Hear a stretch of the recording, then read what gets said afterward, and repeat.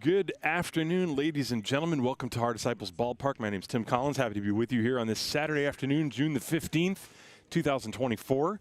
And today's game between the Guggenberger Legionäre and the Munich-Haar Disciples is going to start about 15 minutes late. The reason for that, not the rain, but the fact that Regensburg was apparently stuck in traffic. Most of the team, there was about a handful of players here about an hour ago.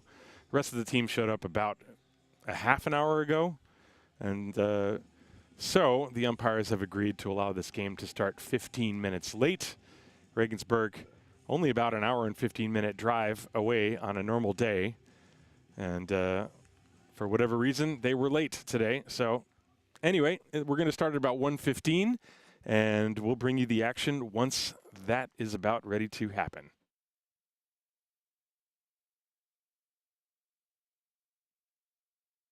And from what I understand, just to clarify, there was a very, very, very bad accident on the Autobahn and a Vollsperrung. So when that happens, there's nothing you can do. Kind of like yesterday when the internet went out. That was the Vollsperrung of the internet, Deutschlandweit. And there was nothing I could do. And so that's why the umpires have allowed. I mean, I believe Mark Kravis and Alex Hartl were also stuck themselves in the same traffic jam. And so a couple of freak occurrences yesterday with the internet, today with the traffic. Obviously, drive safe, everybody, no matter where you're coming from or going to. Big weekend, a lot of people traveling around the country, a lot of visitors for the football championships. And so this game's going to start at 1:15 p.m., and that's when I'll be back to bring you the play-by-play. So stay tuned, everybody. Get up, get yourself a beverage, get yourself comfortable, and we will start at 1:15 with the official broadcast of the game.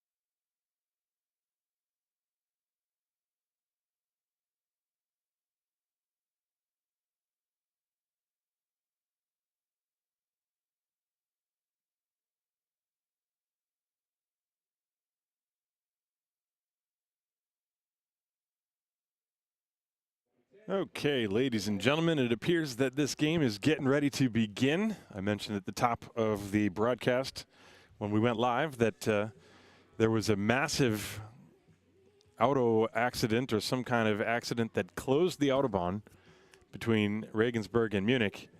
And a good portion of the Legionäre plus the umpire crew had issues getting here. And so this game was agreed upon to start at 1:15. There's also, of course, the issue of impending weather. The weather is very unpredictable here. There is definitely rain in the area. The question is, how heavy will it be? And the other question is, will it even fall directly here on the field? A lot of times it just blows on past and you don't notice it. At any rate, it is cool and crisp here. It's a little bit breezy. It's not as pleasant as it was yesterday, but the current conditions are dry. And once all of the weather system passes through about 2:30, 3 o'clock, it should be clear. But obviously this game, imperative to both teams that they can get the whole thing in today. And the lineup cards are being exchanged. That's Charles Poe, the coach of the Haar Disciples, Martin Helmig, the coach for the Guggenberger Legionäre. Home plate umpire Alex Hartl. Third base umpire is Ilyar Jean. First base umpire is Mark Stanley Kravis. There you see the three gentlemen remain standing at the home plate area as the two coaches return to their respective dugouts. Ryan Bollinger is going to take the mound for the Haar Disciples. He will be backed up defensively with a little bit of a different look today. Miguel Pinheiro gets the start playing third base. Cal Murphy slides over to shortstop. Patrick Music back in the lineup after serving the one-game suspension from being ejected. He's playing second base. Graham Luter, as usual, is at first. The catcher is Will Thorpe, just like yesterday. The outfield from left to right. Bernd Radovic gets a start in left field. Fildrik Llewellyn is in center. Luke Steinlein is in right field. The lineup that Ryan Bollinger is going to face begins with Elias von Garson, the designated hitter. Kieran Lovegrove is starting in center field, batting second. He will most likely be removed in favor of Devin Ramirez after he gets his at-bat in the first. Antonio Torres is catching today, batting third. Terrell Joyce is in left field today, batting fourth. Marlon Jimenez playing third base, bats fifth. Nino Sakaza, the second baseman, bats sixth. Daniel Patrice, the first baseman, bats seventh. Eric Harms is in right field, batting eighth. And Alex Schmidt, the shortstop, is batting ninth. On the mound and pitching for Regensburg is Ayo Sujak. And we'll tell you more about him once we get to the bottom of the first inning. Meanwhile, Ryan Bollinger in 50 innings this year. He had a shaky start, but he has really turned it on of late. He's lowered his ERA to 3.06 in the 50 innings, 49 hits, 17 earned runs, 13 walks. But the 65 strikeouts, that's the number that indicates that his stuff is still very good. He did beat Regensburg. That was a game in which I believe he went 8 innings. Regensburg, again, I mentioned it yesterday, they've only lost 1 game to the Disciples and then 3 to Heidenheim, and that's it. That's all they've lost this season. They have a record of 15-4. The Haar Disciples with a record of 9-8.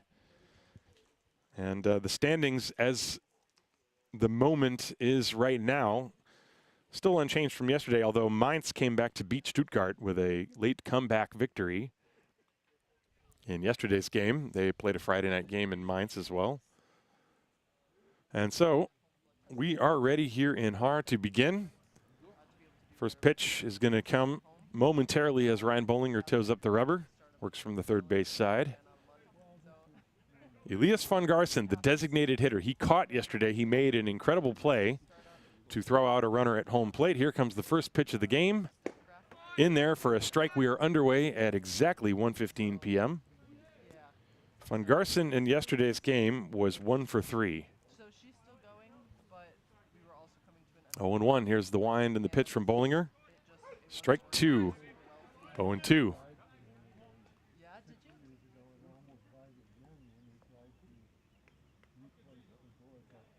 Okay, yeah. Bollinger quickly out in front, gets a sign from Thorpe, deals 0-2 to Von Garson. Popped foul. Von Garson stays alive. Yeah, and hopefully she does. Bollinger, the left-hander, I don't think I would go has been working as a coach the past couple of years with the Disciples in addition to playing in Taiwan and Australia. spent famously some time with the New York Yankees. There's a breaking ball inside. He was a Yankee for a short while, did not get into a game. That was in 2018. That was a direct result of his amazing 2017 season. Hit off the end of the bat in the air to shallow center field. Llewellyn is dancing underneath it, and he's got it for the first out. One away, and that'll bring up Kieran Lovegrove. Lovegrove batted in yesterday's game in the first inning, and then came out in favor of Devin Ramirez. That's something that you'll see a lot of managers do here in the Bundesliga, because there's a requirement that I believe each player to be eligible for the playoffs needs to have appeared in at least half of your team's games or something like that. I'm not exactly sure of the rule. So Lovegrove is going to get an at-bat here. Yesterday he grounded out. Now he slices the fly ball down the line, foul. Looked like a breaking pitch. Bollinger has been a workhorse. His longest outing was a 9-inning complete game in which he gave up one unearned run against Hohenstetten. He pitched 6 innings against Regensburg back on May the 5th. Gave up 12 hits and 5 runs, but got the win in that game.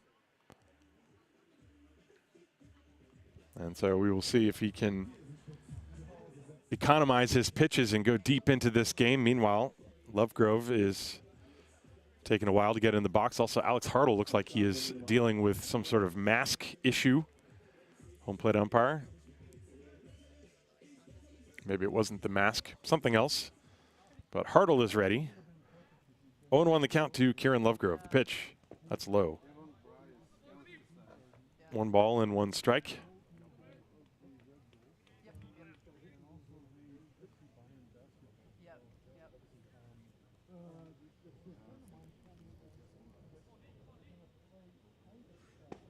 And that one is low again. 2-1. Looked like a breaking pitch. Defensively, straight away. Very uniform distancing between the fielders. And that missed low, ball 3. 3-1. Antonio Torres is on deck.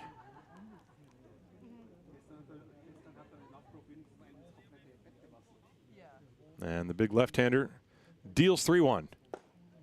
Strike called in the inside corner. Lovegrove was headed to first base. Looked like maybe a cutter or a slider in on his hands.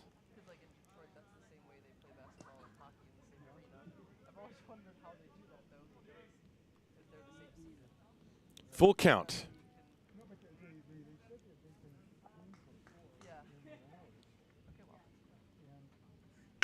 That's smacked, fouled on the line, pitch in on his hands, and Lovegrove got around on that. Ja, Mad Max, schöne Grüße, herzlich willkommen hier in YouTube chat. Is that, is that Devin that's batting right now? In my original lineup, it was Lovegrove. Yeah, you know what? Thanks, Jewel Hauser. Yeah, you're right. That's Devin Ramirez, number 8. I didn't even notice. My apologies. Devin Ramirez takes a walk. Now, yesterday's game, Lovegrove was in the starting lineup. That must have been a last-minute change, because the lineup card, I have it right here. It's got Kieran Lovegrove's name on it. But that was Devin Ramirez, and he just walked.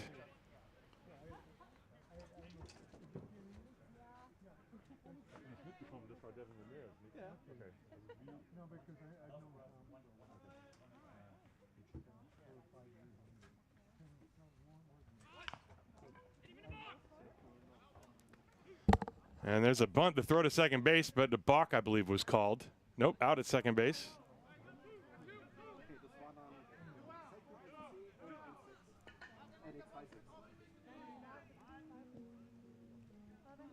Nope, no, excuse me. My, I was momentarily distracted because I was checking with the scorers. And so let's watch. This is the walk. And what just happened was there was a bunt laid down. Now, I was not looking. I heard somebody yell balk, but I don't know if it was one of the umpires that yelled balk. Meanwhile, Thorpe threw to second base. and got the force out. But the question is, was a balk called? If a balk is called, then there's no pitch, and the runner moves up, and Torres would come back to the plate. So let's watch this. This is the replay of what just happened here. Probably you're not going to be able to hear any sound on it. Looks like the call is going to stand as is. There's no balk on that. And Thorpe picked it up, and it looked like the runner, maybe the runner thought balk had been called, and that's why he stopped running. But Thorpe gets the out at second base, and so Ramirez is out. 2-6, and there's one away. Torres is now the hitter with a runner in first base and one out. First pitch strike to him. Sorry, getting the cobwebs out here. So my apologies for missing that Ramirez was at the plate. Somebody had told me maybe it might be that Lovegrove has been switched to be the pitcher. We will find that all out. Anyway, foul ball off the bat of Torres, and it's 0-2 lefty on lefty. The balk chicken, yes, Dr. No Skills. If you want to have yourself a good time, look up a song by the Meters called Chicken Strut. Just do that. You can do that at work, it's fine. 0-2, and a check on the runner.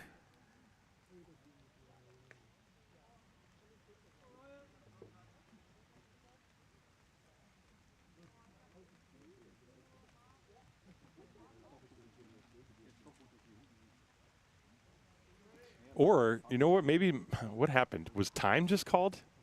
I think time had been called. There's a squibber to third. It's off the glove of Pinheiro. Everybody's safe. So I am very confused. My apologies. Torres did not, that bunt play, time had been called. That must be what it was. Not a balk. Time had been called. And so everything just went back to its previous state. And yeah, I got to get another cup of coffee. My apologies. So Torres is now aboard. See if that's going to be a single or an error. It was a little squibber to the left side, and Pinheiro could not glove it. And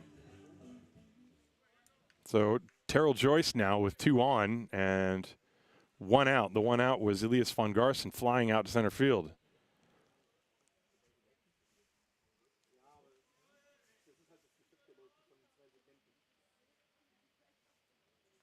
And a swing and a foul at a high fastball. Joyce in yesterday's game was 1 for 4. And that's going to be an E5. No hit given on that ground ball off the bat of Torres.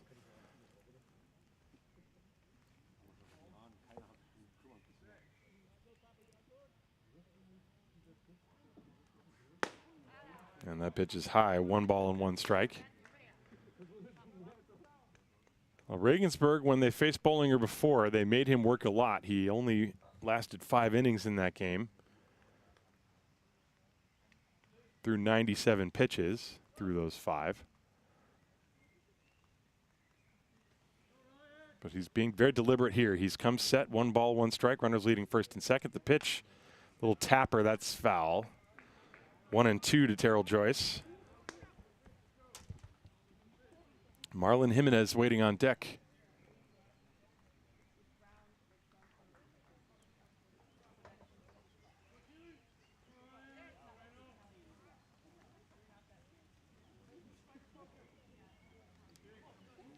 And the rain has started following, just a gentle drizzle. But the folks that are here are holding up their umbrellas. If it stays like this, we can play through it, no problem. Here's the 1-2. Swing and a miss, strike 3. Big pitch for Bollinger. And that's the second out of the inning. High fastball. Joyce went chasing. Take another look at this one. So the hitter now, Marlon Jimenez. And Jimenez in yesterday's game was 2 for 4. He scored a run. His run in the 6th inning yesterday was all Regensburg needed. They shut out the Disciples on 1 hit behind the fantastic pitching of Joe Sedano, Patrick Mitchell, and Nick Michelli, who slammed the door for the save. There's the pitch. That's a strike on the outside corner. 0-1 to Jimenez. Jimenez was hitting over 300 coming into yesterday's game. And then his 2 hits will have improved upon that. First and second, 2 outs, the 0-1. Swing and a foul tip into and out of the mitt from Thorpe, 0-2. Top of the first inning, we started 15 minutes late. But all in all, so far so good. The rain is here, but as I mentioned, if it stays like this, shouldn't be much of a problem. 0-2 the count. Here it comes. Swing and a miss. He struck out the final 2 hitters to get through the jam. No runs, no hits, 1 error, 2 left at the end of a half inning of play here in Haar. It's the Guggenberger Legionäre 0. The Haar Disciples coming to bat. Haar Disciples Baseball is brought to you by the Brauerei Wildbräu.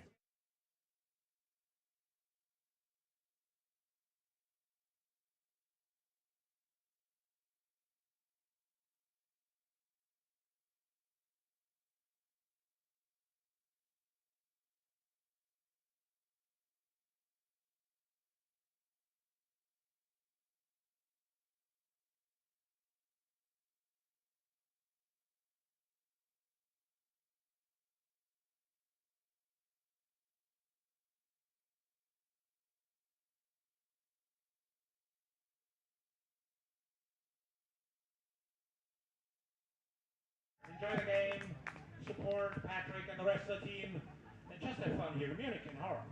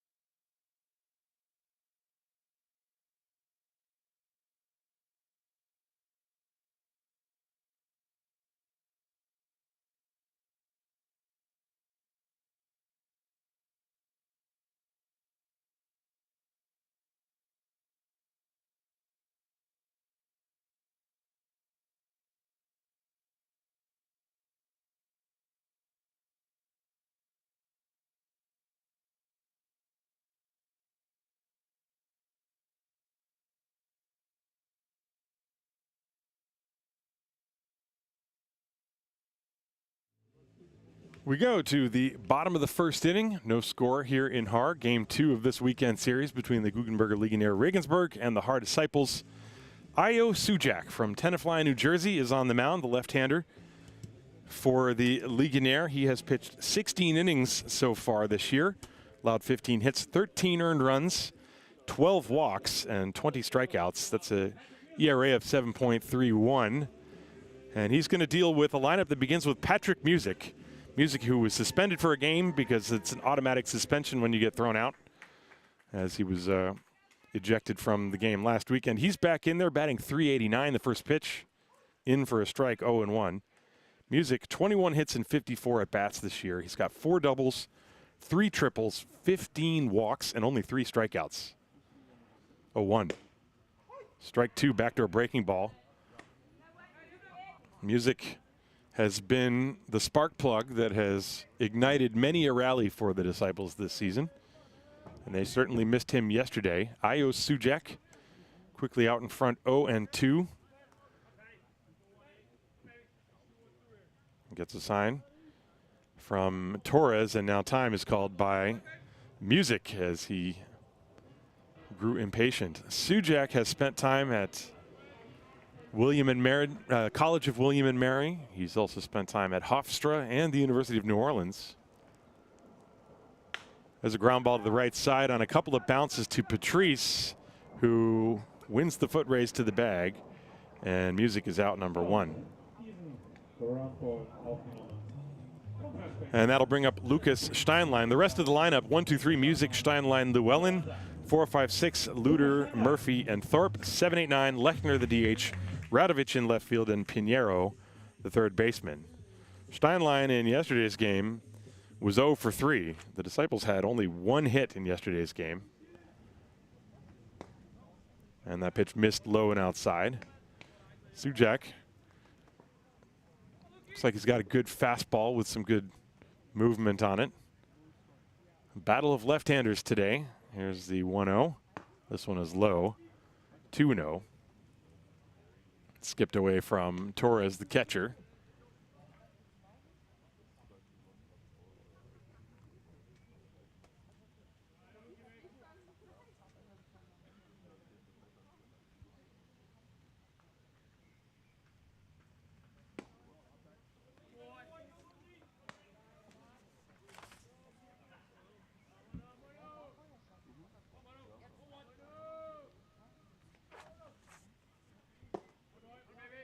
And ball 4.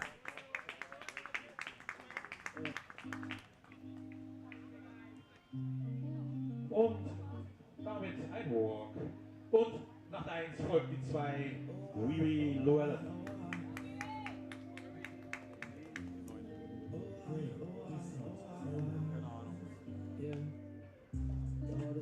Who's number 9? Who's number 9? Matthias.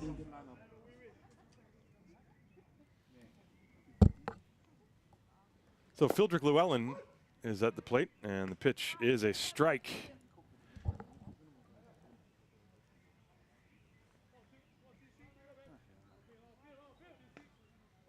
Llewellyn batting right-handed, of course, against the lefty. Breaking ball, strike 2.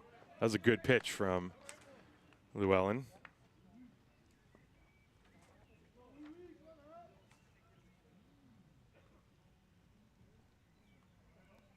Io Sujak. That one's way outside. So Steinlein at first base, by the way, in the stolen base department. He's 4 for 4. Of course, lefty on the mound, trying to get a read on the type of move Sujak might have. The pitch is slapped foul, protecting.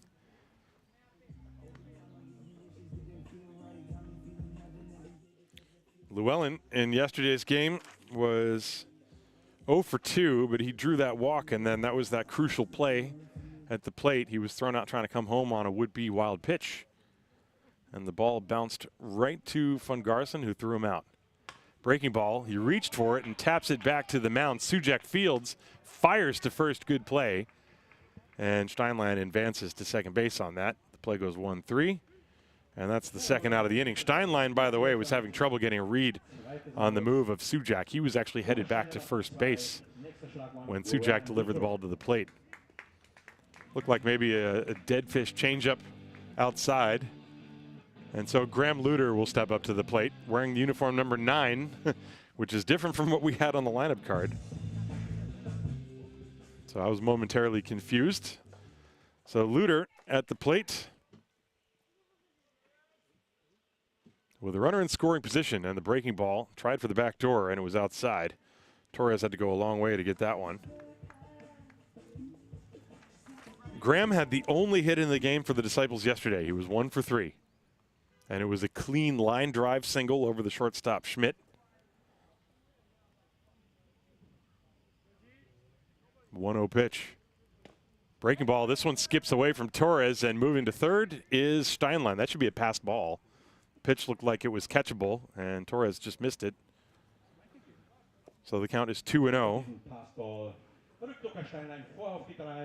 Yeah, that pitch almost was a strike, and it just got away from the catcher, Torres. And now Martin Helmig is out there to have the same discussion that I just had. Graham Luder is wearing a different uniform number than what's on the card. He's got uniform number 9. And on the card, it said 35. And so Helmig wants to know when this happened. So Helmig and Luder are actually discussing this. right now. That's kind of odd to see a manager talking to a player from another team. So far, nobody coming from the Disciples dugout. But looking at the lineup card, the one that I have has Graham Luter with wearing the number 35. And even as I saw him in the on-deck circle, now hang on a second. And yeah, Alexander Hartl just signaling to the scorer to make sure we know who's batting. And that was actually a conversation I just had with Andrei Radovich, the scorer, prior to Luter coming up to the plate. I saw him in the on-deck circle. This is after having been fooled by Devin Ramirez. I went and double-checked my lineup card. And Martin Helmig doing the same thing. That's his due diligence. Anyway, the count is 2-0. And now it's 2-1. That pitch is in for a strike. 2 balls, 1 strike.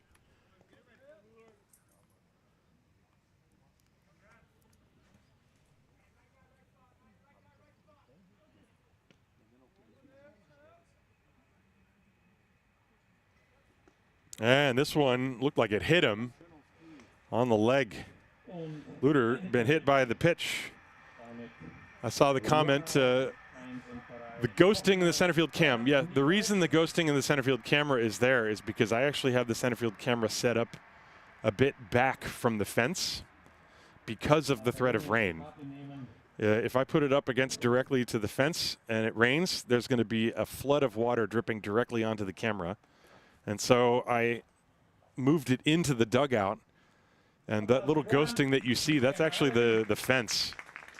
And I set it about as best as I could so that the center of the screen is clear. And that ghosting on the side is actually the fence. But I didn't want to risk a downpour destroying the center field camera. So the center field camera is about, it's underneath the actual dugout roof away from the fence, and I just have it zoomed in the best way I possibly could. It's not the easiest thing in the world to find a position that works like that, but I figured, you know what?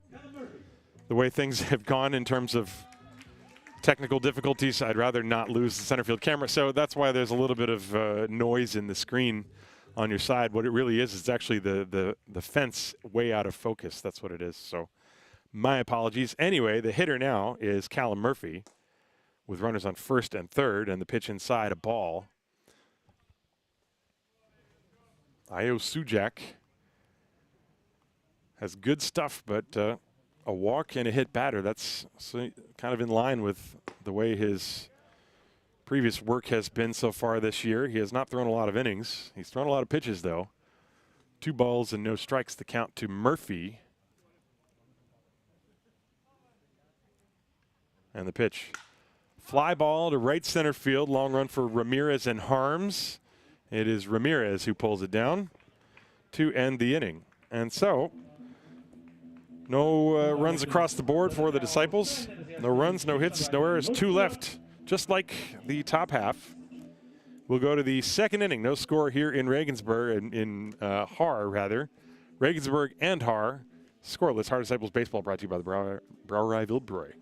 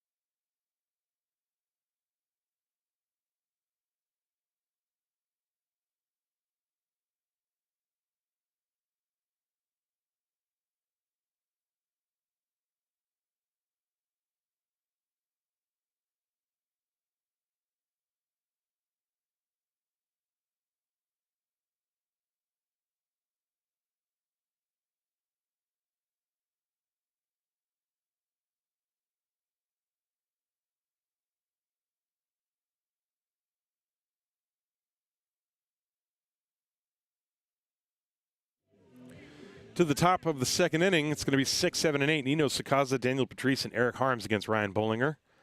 Getting things started here. No score, and the lefty's first pitch is low for a ball, 1-0. Sakaza yesterday was the leadoff hitter. He was 0 for 5 in the game. Outside ball 2, 2-0.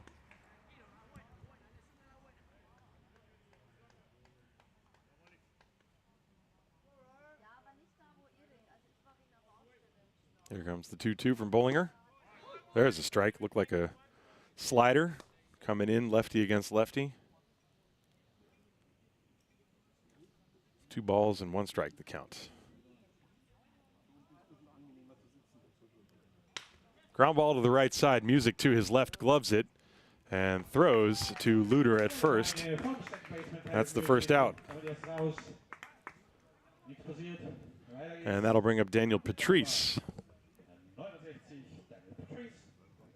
Yeah, regarding the streakiness of the center field camera, that has to do with a process called interlaced video.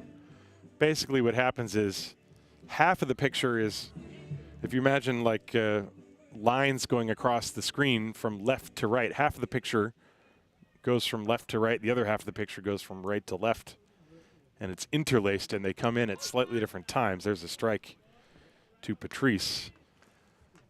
And it has more to do with the wireless transmitter, I believe, than the camera. But a lot of cameras, they will only do an output of interlaced video. Swing and a miss. Anyway, technical mumbo jumbo aside, that's about the best I can do with this camera. I don't think I can change it, but maybe I can, to progressive video. But sometimes those cheaper camcorders, which, believe me, that's what I'm using, 1 ball, 2 strikes, they only output interlaced video and not progressive video, which is where you get like the full screen with every actual frame. Anyway, 1 ball, 2 strikes. At least we can see what's going on. There's a pitch. Strike 3 called. 3 strikeouts for Bollinger. And we'll take another look at this one. Fastball right there. And Patrice was frozen. So now Eric Harms with 2 down and nobody on. Bollinger trying to have a quick second inning after having to work a little bit in the first. Yeah, give a shout out to Joe Sedano watching the stream. Wonderful pitching yesterday. And a good curve that drops in on the outside corner. Eric Harms.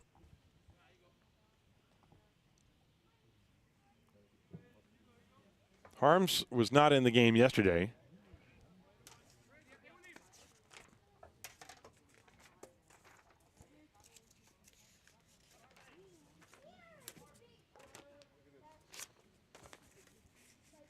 The 1-1 pitch. He shows bunt, pulls it back.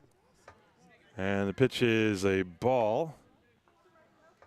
2 balls and 1 strike. Harms, 14 out of 55. That's a 255 batting average. 2 doubles. 2 balls and 1 strike. He has power. Foul ball, and the count even, 2-2.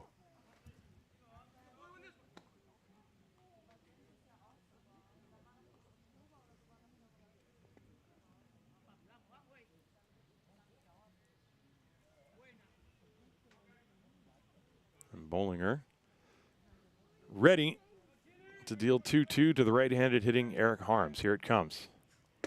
Fastball got him looking on the inside corner. 2 strikeouts in the inning, both looking. 4 in the game. Nothing across the board for the Legionäre. We go to the bottom of the second. No score in Haar. Haar Disciples Baseball brought to you by the Brauerei Wildbräu.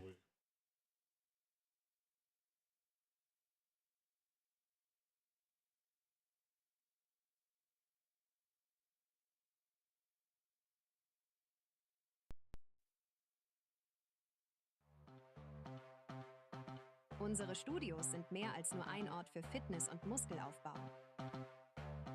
Es sind Treffpunkte einer starken Community. Hier steckst du dir deine Ziele selbst und entscheidest, warum du noch gesünder, noch fitter oder einfach noch besser werden willst.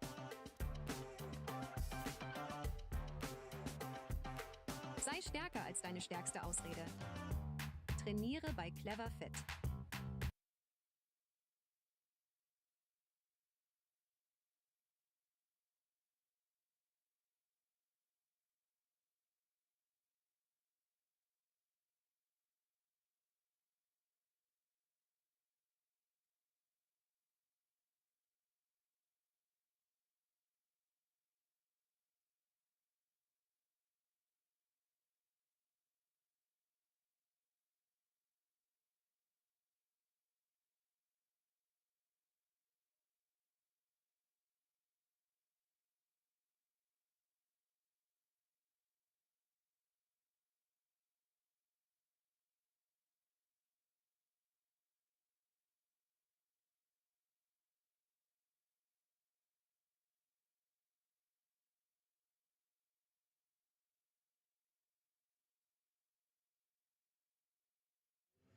To the bottom of the second inning here in Haar. No score between Regensburg and Munich.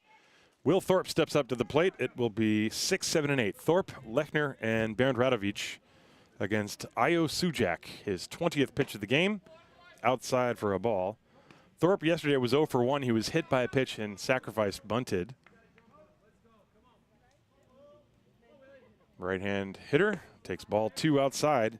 Sujak in the first issued a walk and hit a batter, but otherwise came away with a 0 on the scoreboard. 2-0 the count. The pitch inside, and now he's hit Will Thorpe. And Thorpe has been hit. Both Thorpe and Luder have been hit today and yesterday. But Sujak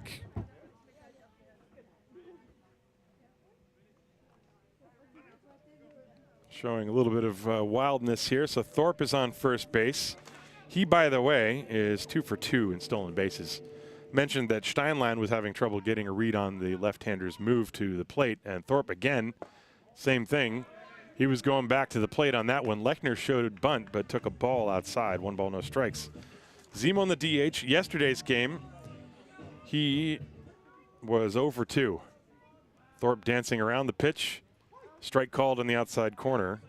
Lechner again showing bunt, but this time elected to let it go by, thinking it might be called outside for a ball.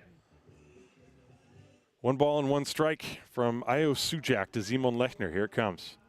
Swing and a miss off speed. Lechner way in front. 1-2. Sujak appears to have a tough move for runners to read. He lifts the right leg and keeps it in a straight line to first base. Little tapper. That's foul off to the right. So the count's still 1-2. Obviously the rule for a lefty, if his right toe crosses in front of his left leg, you know, crosses that line between the pitcher's rubber and first base, he has to deliver the ball to the plate. And so the good lefties, they know how to lift their leg in just such a way that the hitter can't tell whether they're going to first or to home. Pitch, breaking ball, strike 3. A beauty from Sujak, and Lechner is down for the first out here. Watch this one. That's a really tough pitch, lefty on lefty. And Lechner knew it. So there's 1 away. And now Bernd Radovic will step up to the plate. Radovic, 3 hits and 19 at-bats. One of those hits is a double. This one is outside for a ball.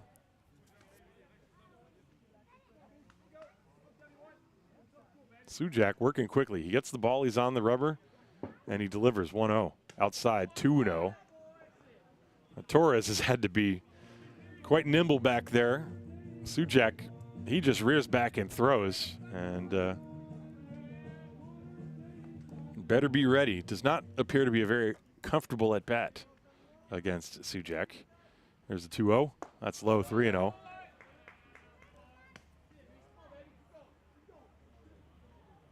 Well, he had a walk and a hit batter in the first inning. He's got a hit batter here, and he's a pitch away from another walk. Here it comes. Outside, ball 4. So for the second straight inning, the Disciples have 2 base runners thanks to a hit batter and a walk. And now Miguel Pinheiro steps up to the plate. Pinheiro, only 2 hits and 8 at-bats in limited playing time so far this year. He's drawn 3 walks. So he's up there with 2 on, and this is going to bring Mick Veller, the pitching coach, out to the mound. Ayo Sujak, I mentioned that he's only thrown, coming into this game, 16 innings. And Veller obviously going to make sure that he settles down Sujak, who appears to be full of energy, at least in the way he delivers the ball. You wonder if Veller's job out there is to just try to remind him of the situation and say, look, we need some length from you in this game. And now Alex Hartle's going to come out and break up the meeting. That has happened. Runners on first and second. There's 1 out. Pinheiro, the number 9 hitter. He's a hitter who can hit the ball to all fields. Generally very reliable to put the ball in play. And Patrick Music, the top of the order, is on deck. So Miguel Pinheiro with Thorpe at second, Radovic at first, and 1 out. The pitch. There's a strike on the inside corner, 0-1. So a little pep talk at the very least. Induced a strike on the first offering to Pinheiro.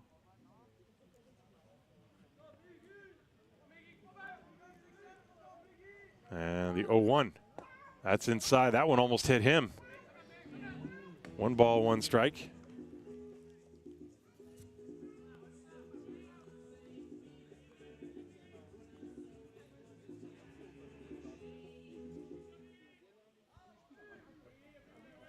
Two, 1-1.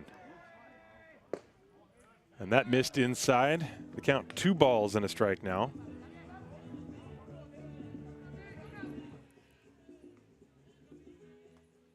You see Thorpe on second base.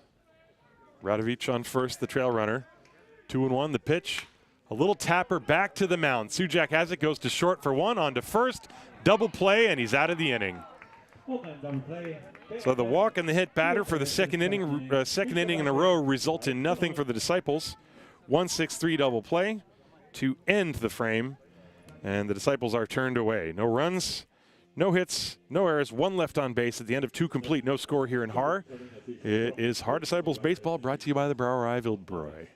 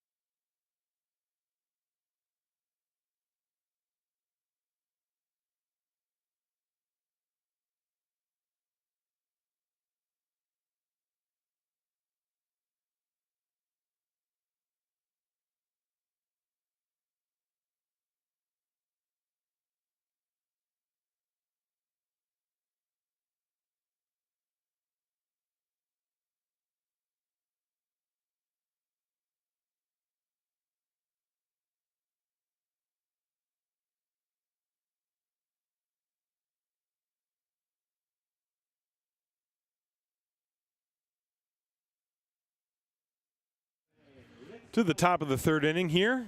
No score between Regensburg and Haar. The Guggenberger Legionäre and the Disciples München Haar. And it's going to be 9-1-2. Alex Schmidt, Elias von Garsen, and Devin Ramirez against Ryan Bollinger.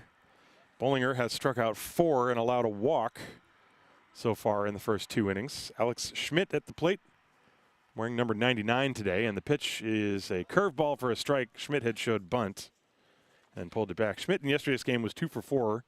He drove in a run. That was the 2nd run of the game. 0-1 to him, and the big lefty deals. Curve, and that's a beauty, 0-2.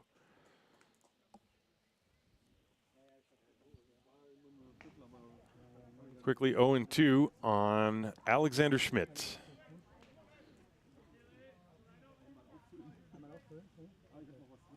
And that's down low in the dirt, 1-2. Schmidt, of course, has been a staple of the German national team for the past several years. National team, of course, with one of their strongest performances ever in the European Championships. 1 ball and 2 strikes to Schmidt. Got him swinging, strikeout number 5. And the 3rd consecutive going back to last inning for Ryan Bollinger. Wonder if that was maybe the maybe a split finger, something like this. Looked like it was diving down and away from Schmidt, and he swung through it. So 1 away, Elias von Garsen now stepping up to the plate.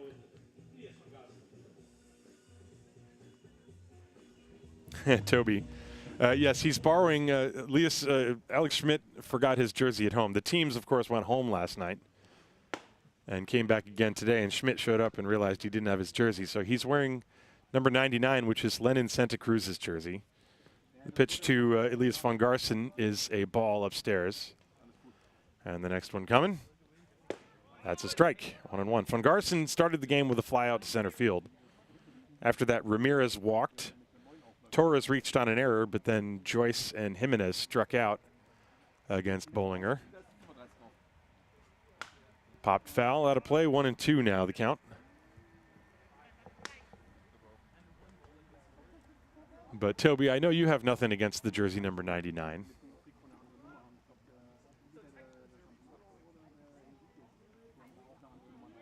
One ball and 2 strikes. Curveball pulled foul.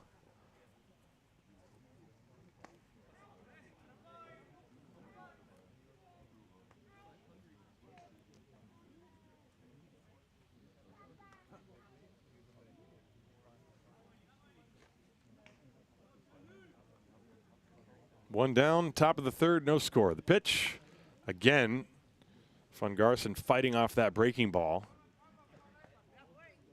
Bollinger really using his off-speed pitches a lot. You know, now we have basically half the season of seeing Ryan Bollinger in his second go-around with the Disciples. And the main difference, I would say, between now and 2017 is just that he's using his off-speed pitches a lot more. Pitching to contact, I guess, a bit more. He even told that to me at some point. 1 ball and 2 strikes. Well, so much for pitching to contact on that one. Got him swinging. That's 4 consecutive strikeouts. And 6 in the game already for Mr. Bollinger. And there are 2 down.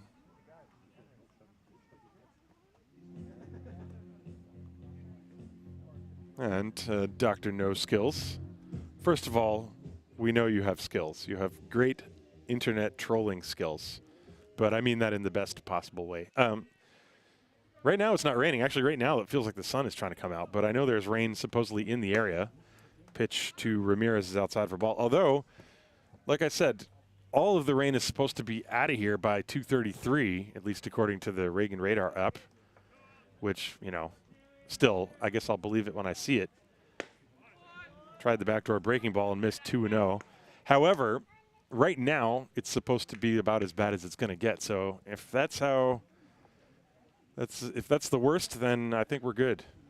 There's a few umbrellas out. It might be sprinkling, but as far as I can tell, it's actually nicer now than it was about 20 minutes ago.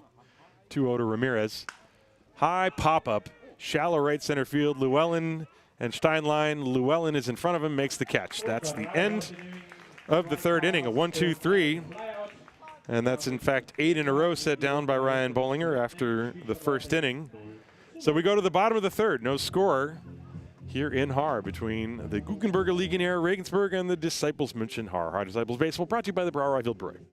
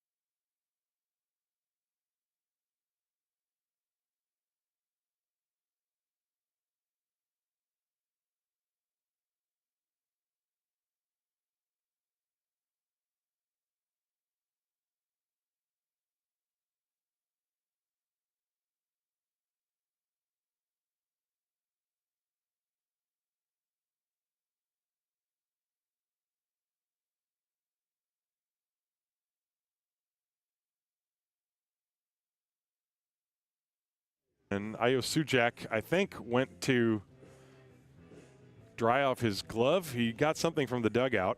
Anyway.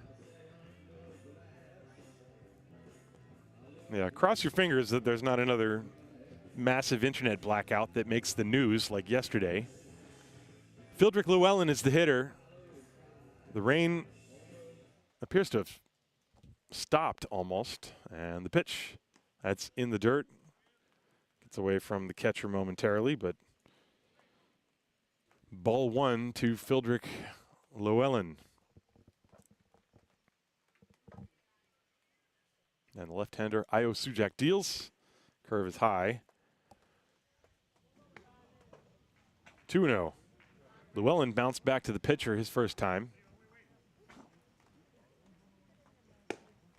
Backdoor slider gets the corner. And the count 2-1. Sujak has a good fastball. Here's the 2-1. And a wave at a miss, and he must have a good slider too, because Llewellyn was completely fooled on that one. That's the back door, well, the back foot slider. Watch this. Downward movement. 2-2 the count. Here it comes. The sun is out. And that's ball three. Full count.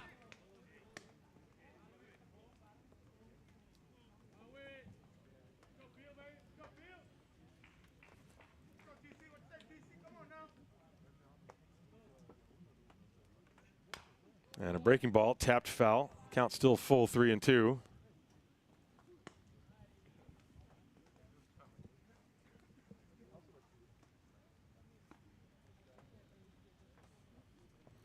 Two outs, nobody on. Ayo Sujak going to throw his 48th pitch right now, the left-hander from New Jersey, against the Curaçaoan Fildrick Llewellyn. And a wave and a miss, strike three, gets Llewellyn to end the inning. By far the most commanding inning from Sujak, the third. He gets through it scoreless. We are scoreless through three complete. This is Hard Disciples Baseball, brought to you by the Brouwerij Wildbrooi. Brouwerij Wildbrooi.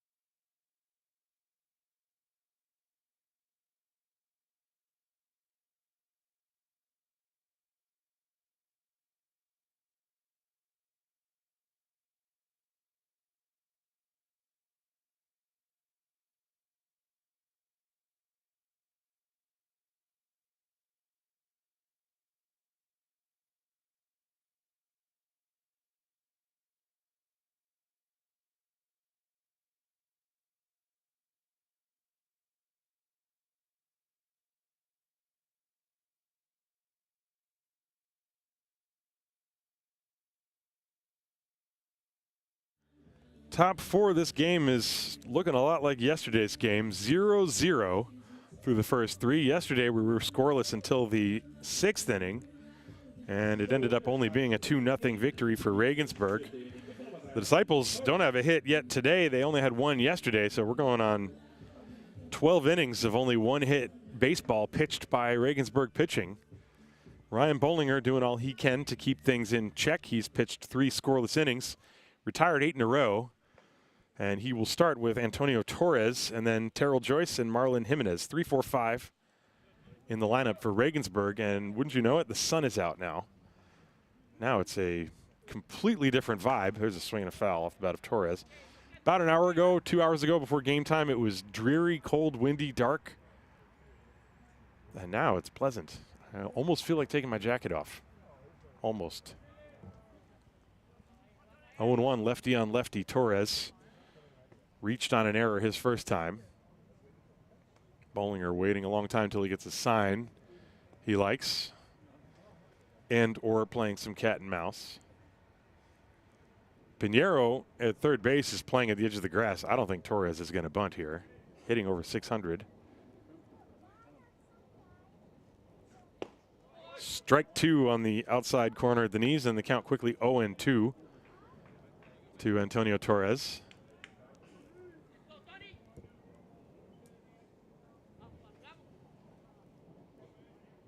Let's see if Bollinger tries to go down and away or up and in. He went down and away, and Torres able to slap it foul. Still 0-2.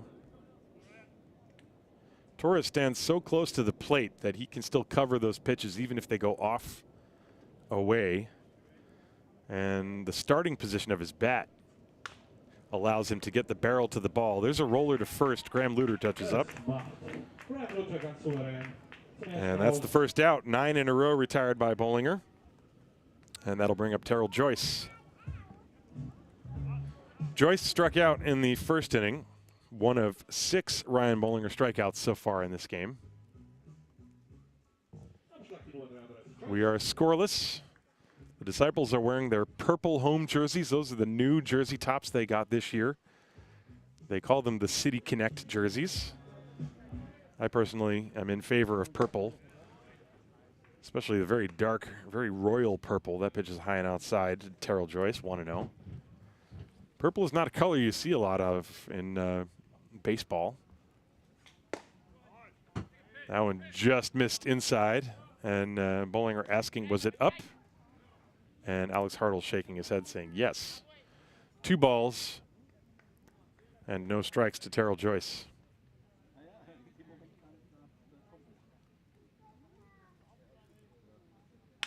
And a ground ball towards the shortstop. Murphy gets a big bounce, sets his feet, and throws out Joyce for the second out.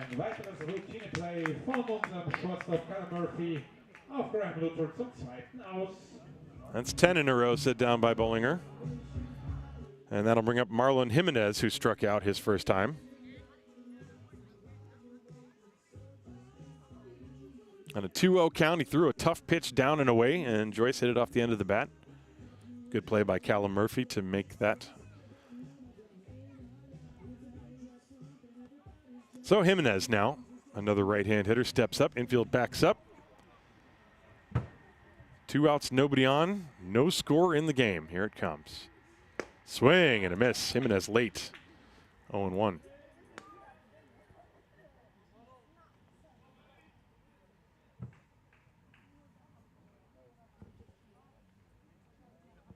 And the 0-1 popped foul out of play. 0-2. That looked like a pitch up and in on the hands of Jimenez. And he fought it off to the right. It floated over the Legionnaire dugout and into the youth field. Bollinger quickly out in front. 0-2. Here it comes. Popped up. This is going to stay in the field. Graham Luter over near the line along with Music. It's Luter in fair territory to make the catch. 1, 2, 3. 11 in a row set down by Bollinger. And we will go to the bottom of the 4th inning. No score here in Haar. Another pitcher's duel developing. Haar Disciples Baseball brought to you by the Brauerei Wildbräu.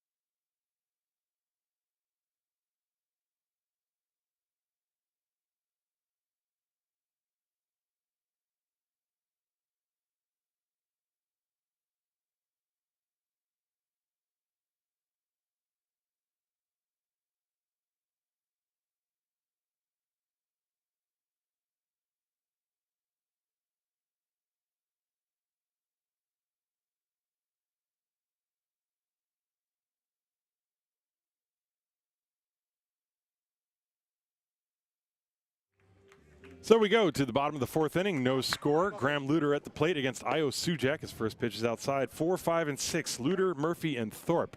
Sujak has not gone more than 4 innings in any game this year. And so he's trying to at least match that here. So far scoreless.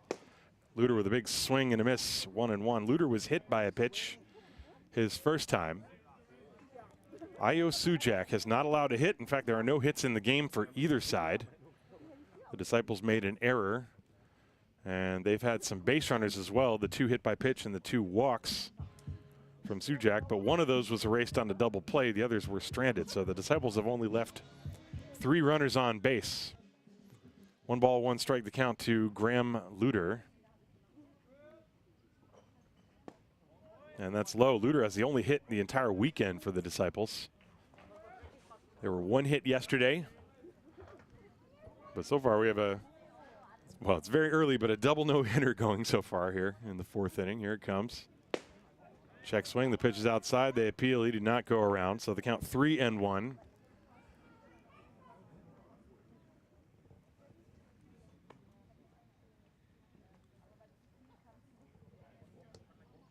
And the 3-1 to Luter. That's down low, ball 4, a leadoff walk. Luter's been on base both times. That's the 3rd walk issued by Io Sujak. Now Callum Murphy.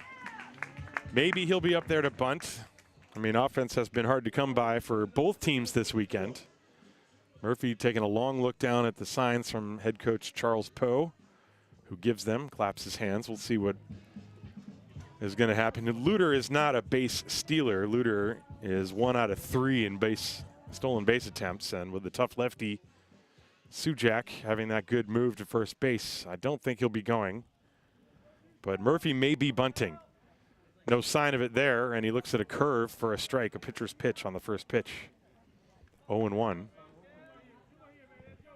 Murphy flied to center field his first time. Luter off first. Breaking ball is outside. 1 ball and 1 strike. Sujak has had to work from the stretch in all of the innings except for the 3rd. And the 1-1. Swing and a miss. Good breaking ball. He's shown a really good breaking ball going down and into the right-hand hitters. And that was it there. Sandra Bauer. Sun, yeah. Was Neues hier in Deutschland, die Sonne zu sehen. The pitch is outside, 2-2. Yeah, it's beautiful sunny right now. That's the other thing about Munich. When the sun is out, the temperature rises instantly, like 15 degrees, seemingly. You can go between winter and summer very quickly here. 2-2 the count to Cal Murphy with Luter off first. That's inside, ball 3. Now Sujak really, it's just been about the lack of command that the Disciples have even had any base runners. But he's been able to make the big pitches when he's needed to. He got that ground ball double play. Here's a big pitch coming. Full count, runner on first, not going. The pitch, line drive foul. That was a solid piece of contact from Murphy, though. He put a good swing on that fastball and drilled it to right field, but it was way out of play down the line. Murphy had some very good at-bats yesterday, but the Disciples have just come up short offensively. The 3-2 got him with that nasty breaking pitch on the inside corner, and that's the first out. That's just a really great pitch from Io Sujak. Watch this. It's in a spot. You have to swing at it, and by the time it comes in, it's under your hands and out of the way. And nothing Murphy could do on that except wave and miss. That is the second strikeout for Sujak. And so now Will Thorpe is going to try to move Graham Luter along. Thorpe was hit by a pitch his first time. Fastball missed just barely outside. You wonder if maybe the Disciples might gamble and do a hit and run. Runner not going. Breaking ball, that's a strike. Sujak evens the count 1-1.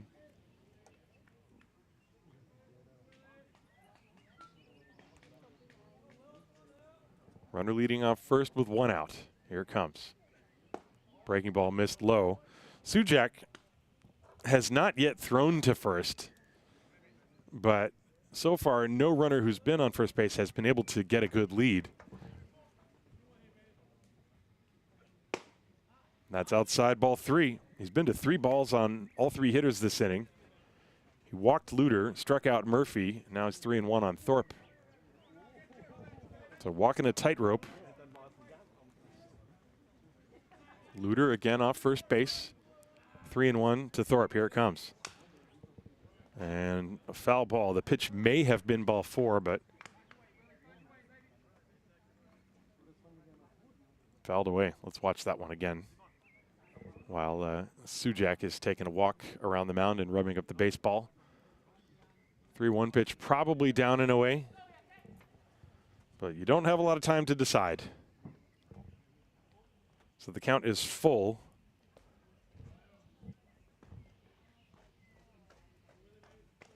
And here's the payoff. Runner not going. Ground ball towards third. Takes a hop. Knocked down by Jimenez. Picks it up. Fires to first in time to get Thorpe. But they lost the chance at a double play when that ball went off the chest of Marlon Jimenez at third. Otherwise, it might have been a tailor-made double play ball. So Luter is now at second base in scoring position for Simon Lechner. That play goes 5-3 for the second out of the inning. And if Lechner, lefty on lefty, not the easiest task in the world, but a base hit here, could give the Disciples the lead. With 2 outs, Luter obviously can run on anything put in play. So a big batter in the game for the Disciples so far. And the pitch from Sujak is low for a ball. Bernd Radovic is on deck. Lechner struck out looking on that really good breaking pitch his first time. And the 1-0. Little chopper foul off to the right into the Regensburg dugout. 1 ball and 1 strike. Graham Luter led off the inning with a walk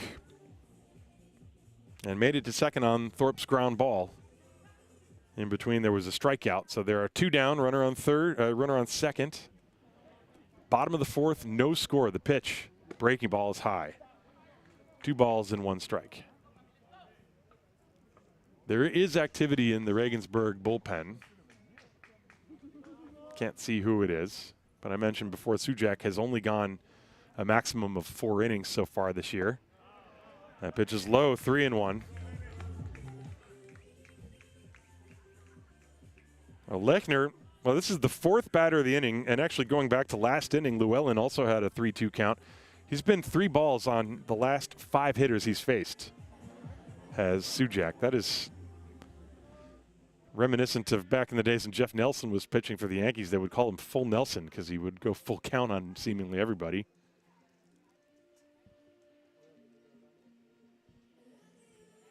Time is called at the moment. Lechner up there with a 3-1 count. And Sujak getting his sign from Torres. He's ready. Here it comes. Outside, ball 4.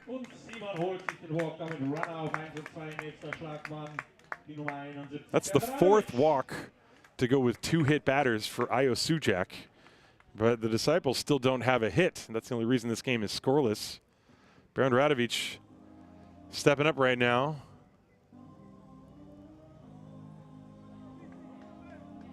Radovic also walked in his first plate appearance. And a first pitch curves in there for a strike. It's, you know, it's kind of odd when you have a pitcher who's walking batters and hitting batters, but yet he's still able to throw his off-speed pitches for first pitch strikes. That prevents the hitters from really going up there and sitting on anything. And this one is way outside. Torres with a little deke move to make it look like it might have gone by him. But nobody was fooled by that. 1 ball and 1 strike.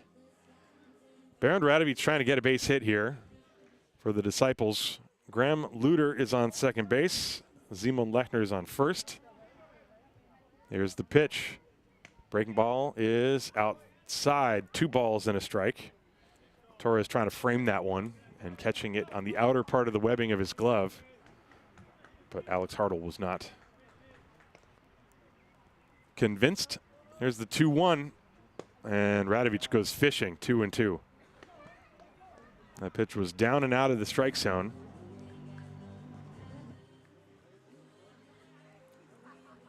That would have been a 3-1 count. Now it's 2-2. And Sujak is set the pitch. Breaking ball missed inside. Full count. That is 1, 2, 3, 4, 5, 6 consecutive hitters with at least a 3-ball, 1 strike or a 3-ball, 2 strike count. And so Sujak really just drawing the string out as much as you can. Can still get out of this inning though. It's 2 down, and instead he checks on the runners. That's the first time he's made any move to indicate concern for the runners on base. He has not made a pickoff attempt anywhere. Full count, the runners will be off. And the pitch, a ground ball slowly hit off the end of the bat to the shortstop Schmidt. He fields, throws to first in time, and the inning is over. The Disciples still without a hit. They have 1 hit in their last 13 innings. Excellent pitching by Ayo Sujak. No runs, no hits, no errors, 2 left. The Disciples have left 5 in the first 4 innings. We go to the 5th. No score between Regensburg and Haar. This is Haar Disciples Baseball, brought to you by the Brauerei Wildbräu.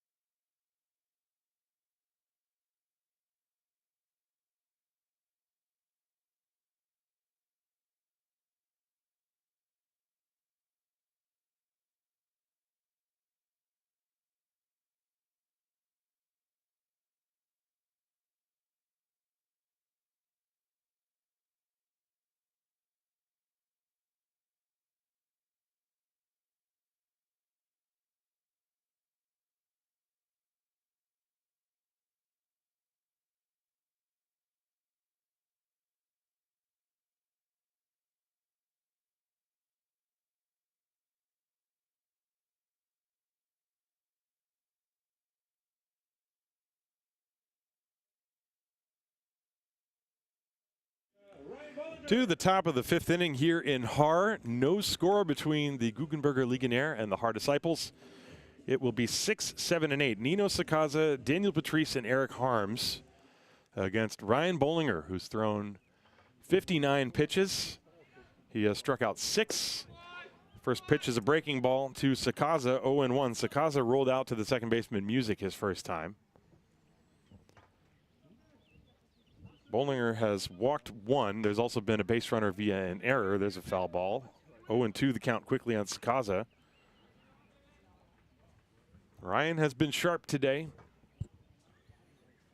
as Juan Salazar was yesterday, but the Disciples have been unable to figure out the pitching of the Legionnaire, as yesterday Joe Sedano pitched very well. Combination with Patrick Mitchell and Nick Michelli. There's a ground ball to the shortstop, backhanded by Murphy. The throw to first, got him. That's the first out.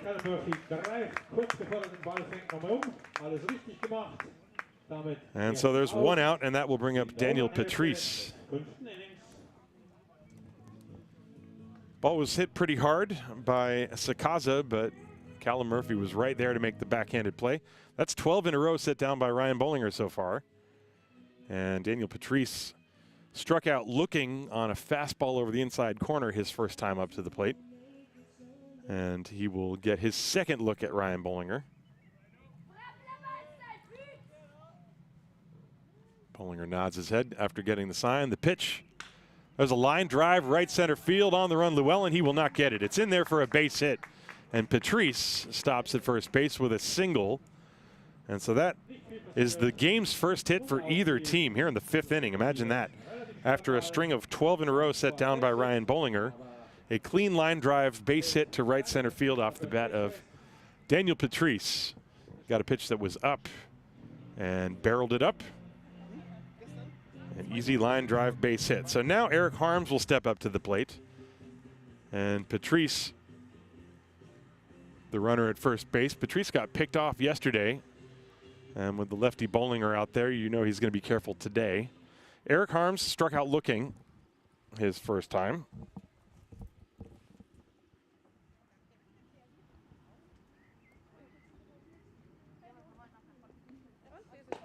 And the first pitch to him is down low for a ball, I guess, inside maybe. 1 ball, no strikes. No sign of a bunt that time. Harms checking down with third base coach Lennon Santa Cruz. Patrice at first base with his hands on his legs. There you see him. And the pitch. There's a swing and a foul off to the right. 1 ball, 1 strike. Patrice was going back to first base on that delivery from Ryan Bollinger, so he did not get a good read on the move either. So 1 ball and 1 strike the count to Eric Harms.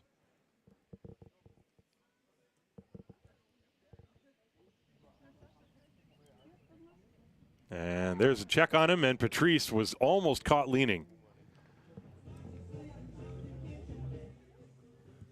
Take another look at that, but Patrice, he was going back to the bag on the previous delivery, and right there you could see he was caught flat-footed. But he made it back in plenty of time because he was so close to the bag. And Harms shows bunt, and he gets it down. It's a fair ball. Thorpe thought about throwing to second and decided wisely to go to first. So the sacrifice works. The play goes 2-3, and there are 2 outs. Kind of odd to sacrifice with an out already, but, you know, this is a 0-0 game. There's only been 1 hit amongst both teams in this game. Both pitchers are really on their, well, they're on their games, to use the word game too many times in a short amount of time. Anyway, Alex Schmidt, the number 9 hitter, is going to come up, and now he has a chance to drive home a run. The Disciples had a runner at second base in the 4th inning. Could not cash him in, and now for the first time, the Legionnaire have a runner at second base, albeit with 2 outs. Alex Schmidt struck out his first time against Ryan Bollinger. And the pitch is a strike on the inside corner. Good hard fastball from Ryan. We are in the top of the 5th inning. The game started about 15 minutes late. But because of the strong pitching, we are moving right along here. 0-1 the count to Schmidt. Here it comes. That one missed inside and low. 1-1. Schmidt having to skip rope a little bit to get out of the way of that. Pinheiro at third is playing back, as is the shortstop Murphy. Music is shaded up the middle on the right side of the infield. And Luter is back at first as well. There's a bit of a hole between first and second on the right side. If Schmidt wanted to try to shoot one that way. Not the easiest task in the world, though. 1-1. Patrice off second base, and Bollinger steps off. There was some dancing going on between Music and Patrice. 1 ball, 1 strike.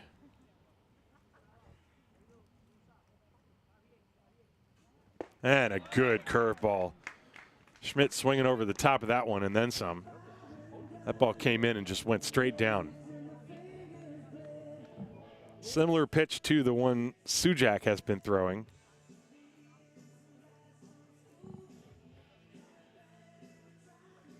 One and two, Bollinger a strike away from getting through this 5th inning and stranding Patrice, the runner at second base. 1 ball and 2 strikes. Here it comes.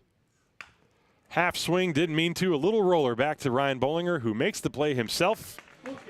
And the inning is over. No runs, 1 hit, no errors, 1 left. At the end of 4 1/2, we're halfway through it. Just like yesterday, there is no score. close games between these two teams. So don't touch that dial. We'll be right back with the bottom of the 5th inning. Heart Disciples Baseball is brought to you by the Brauerei Wildbräu.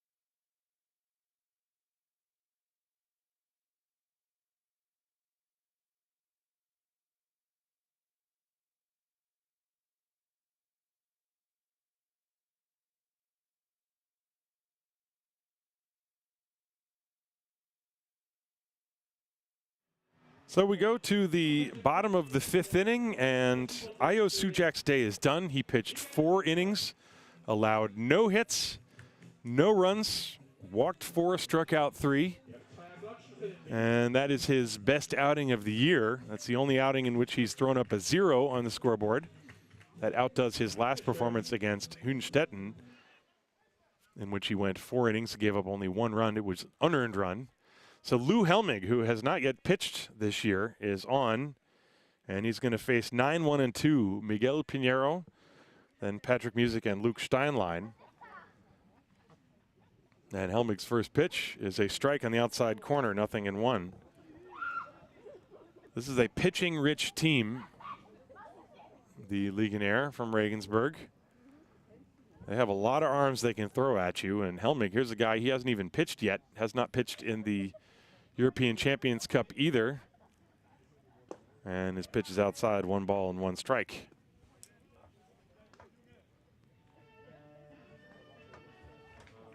There is still activity in the Regensburg bullpen.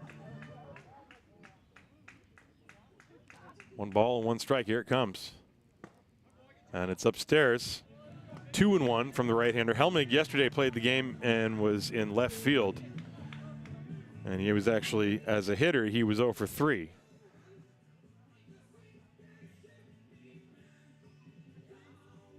Two balls and a strike on Miguel Pinheiro, who grounded into a double play in his only at-bat today. And it's upstairs, ball 3. The Disciples have had chances. They've had the 4 walks I mentioned, plus 2 hit batters. They've stranded 5 runners in this game, but they don't have a hit. And they only had 1 hit yesterday. 3-1. Fly ball, right center field, long run for Harms, going back and into the gap.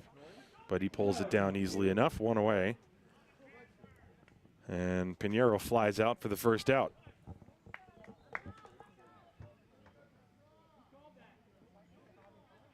That's only the second ball the Disciples, the 3rd ball the Disciples have hit out of the infield today. There was a fly out. Murphy flied out in the 1st inning. Steinlein flied out in the 3rd. And now Pinheiro here in the 5th. So now the top of the order, Patrick Music steps up against Lou Helmig. And this one is spiked. Goes all the way to the backstop. 1 ball and no strikes.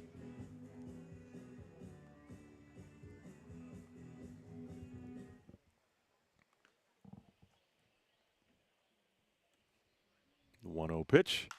Fouled away, 1 ball and 1 strike. Music is 0 for 2. He's grounded to first and then grounded back to the pitcher. Trying to get on base. Came into the game hitting .389. And the 1-1 pitch to him from Lou Helmig. That's a off-speed pitch that stayed way up high. 2-1 the count.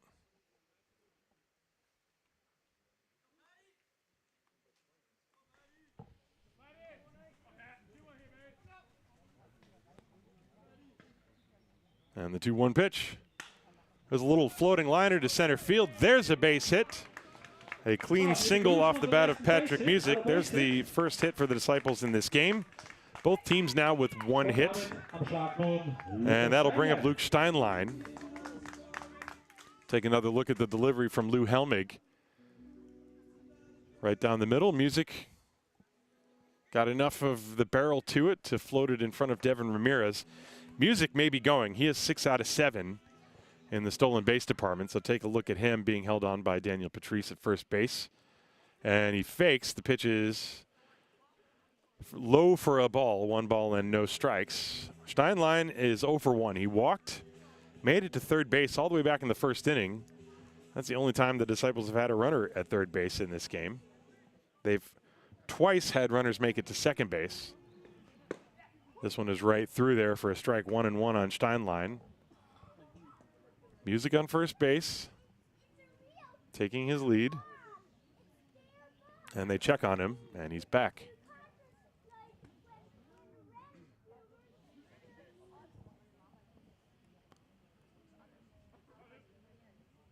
Lou Helmig, very tall right-hander.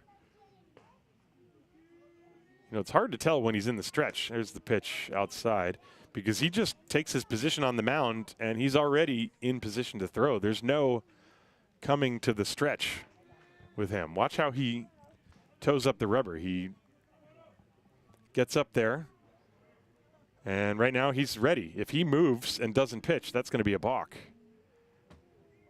Runner not going. Bunt is laid down. A very good one. Helming off the mound, bare hands, throws to first. Not in time. His throw pulled Patrice off the bag. Steinlein with a bunt single, and the Disciples have 2 on with 1 out for the heart of the order. Watch this. So Phildrick Llewellyn now. This is a real chance for the Disciples in this game. An excellent bunt. He deadened it to the left side. Nothing Helmig could do. Even a perfect throw might not have gotten him. And now Martin Helmig is out to the mound. He's coming to the umpire first to discuss what may be a double switch. We will see. But he's going to go out to the mound and have a discussion. We'll see if he's going to remove Lou Helmig from the game.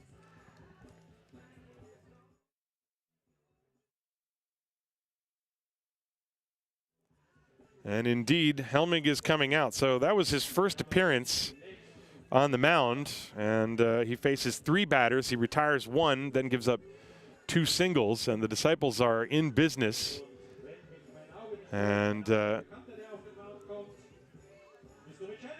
looks like Nick Michelli is going to come into this game right now, right here, right now. Michelli, basically the closer. We're in the 5th inning. And so Martin Helmig is going to go to his bullpen ace, or one of them. He's got several, but Michelli was nasty yesterday. Came in and pitched 1 2/3, allowed nothing, and 3 strikeouts with only 23 pitches. So he's in here now to put out the fire. So we'll take a short break and come right back for the action as it will resume with first and second, 1 out in the bottom of the 5th. No score in this game.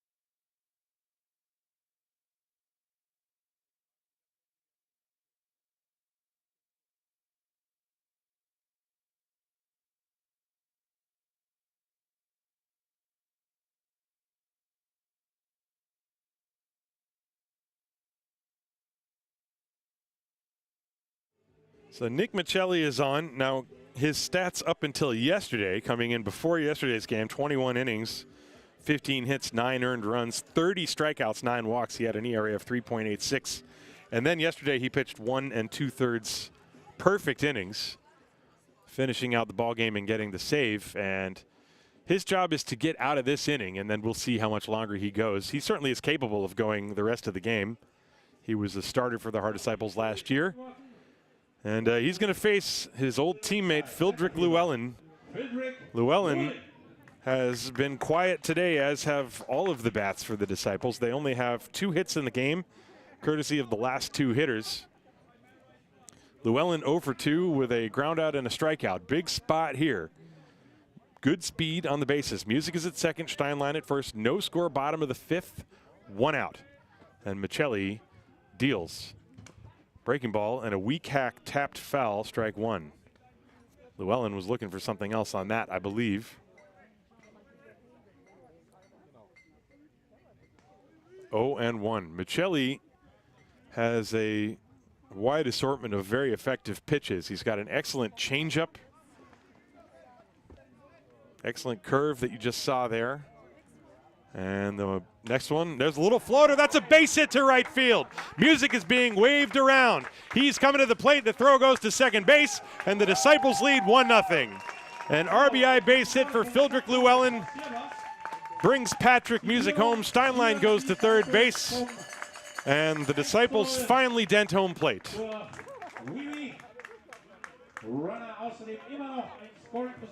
And it was again an off-speed pitch away, and Llewellyn just sort of surfed it over Patrice's head. Nothing anybody could do on that, and Music scored easily. Harms came up throwing the ball to second base, which is the right play, keeping Llewellyn at first. Steinlein crosses all the way to third. The Disciples have the lead. It's 1-0. Graham Luter now at the plate. Luter has been hit and walked, so he's been on base both times. Llewellyn at first base. With a short lead, he's not going. The pitch is a fastball. That is a strike to Graham Luter. Llewellyn, if you're thinking about stolen bases, he's 4 out of 5. So the Disciples strike first. It's 1-0 here in the bottom of the 5th. It's been a pitching weekend here in Haar. And the 1-strike pitch, a swing and a miss. Luter knew he swung at a pitch out of the strike zone. And the count is 0-2. Michelli way out in front.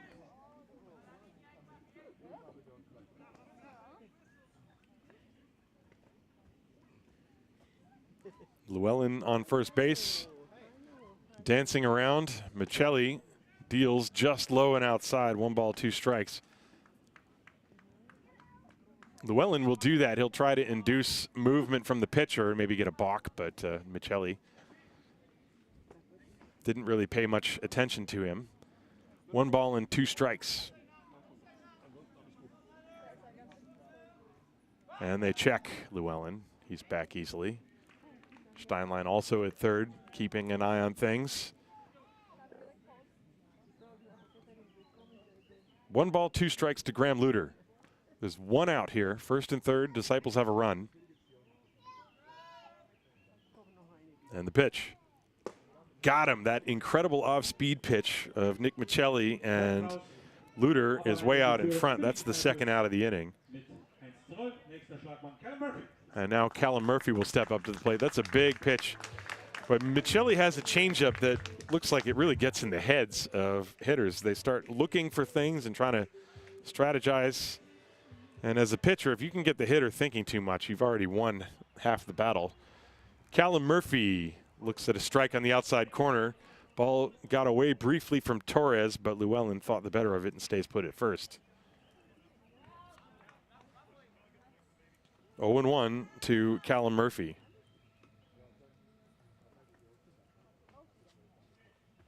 Murphy is 0 for 2. He flied out and struck out.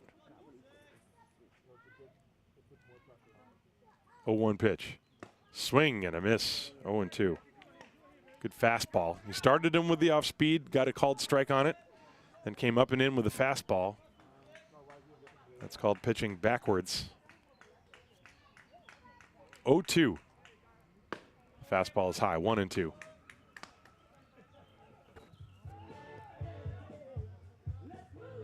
Murphy trying to get a base hit and bring home a second run. The Disciples have a 1-0 lead. And that's outside. Breaking ball, nowhere close. The count 2-2. Now you wonder if maybe Llewellyn might take off. Obviously, if the count goes full, he will. But he's been taking a very short lead over there at first. 2-2 the count. Michelli comes set. Runners lead first and third. There goes the runner. The pitch is a ball, no throw. And so Llewellyn steals second base. And the Disciples have 2 runners in scoring position. Boy, if Murphy could get a hit here, that could potentially bring home 2. It was a close pitch, but it was outside. So Murphy will see a 3-2 pitch. Runners on second and third, 2 outs. What's Michelli going to do here? Here it comes. Breaking ball. Little floater, shallow center field coming on Ramirez. He's there, and he makes the catch to end the inning. But the Disciples get a run, something that seemed virtually impossible just a short time ago. 1 run on 3 hits, no errors, 2 left at the end of 5 complete. Disciples 1, Legionnaire nothing. Haar Disciples Baseball is brought to you by the Brouwerij Wildbräu.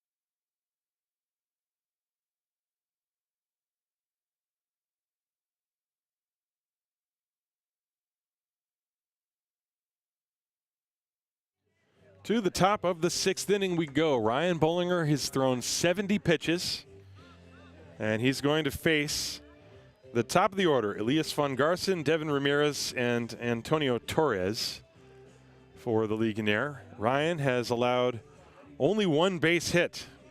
That was the single to Daniel Patrice with 1 out in the 5th.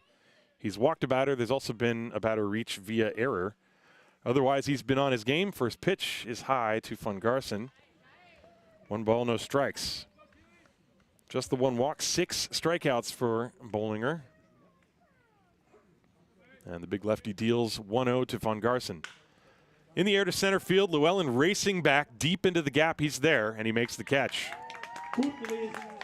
He got a great read on that ball. It was hit very hard by von Garson, but Llewellyn sprinted back and made a shoulder-high catch to his gloved side as his body was slightly turned into the sun. 1 down for Devin Ramirez. Ramirez reached on a walk and then flied out, so he's 0 for 1 officially. Powerful right-hand hitter. The pitch hit in the air to left center field towards the gap. Radovic on the run. He's not going to get there. It's a base hit. 1 hops the fence. Ramirez is standing at second base with an easy double. He's there with 1 out.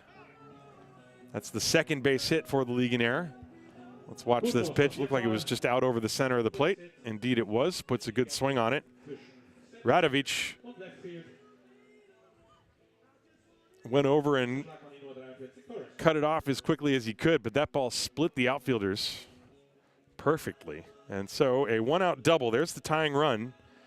And Antonio Torres, who's 0 for 2, reached on an error and grounded out. Torres got the hit yesterday that drove in the decisive run for the Legionnaire. That was a double down the left field line. He's shown that he can hit the ball to all fields. Left-hand hitter with power, very upright stance, similar to Anthony Rizzo almost. And the pitch from Bollinger is low. Tried a breaking ball in the first one. 0-1. His stance also reminds me a little bit of Cody Bellinger, the way he curls the bat back.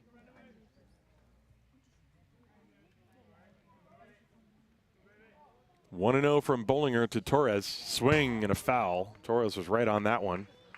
And the count 1-1.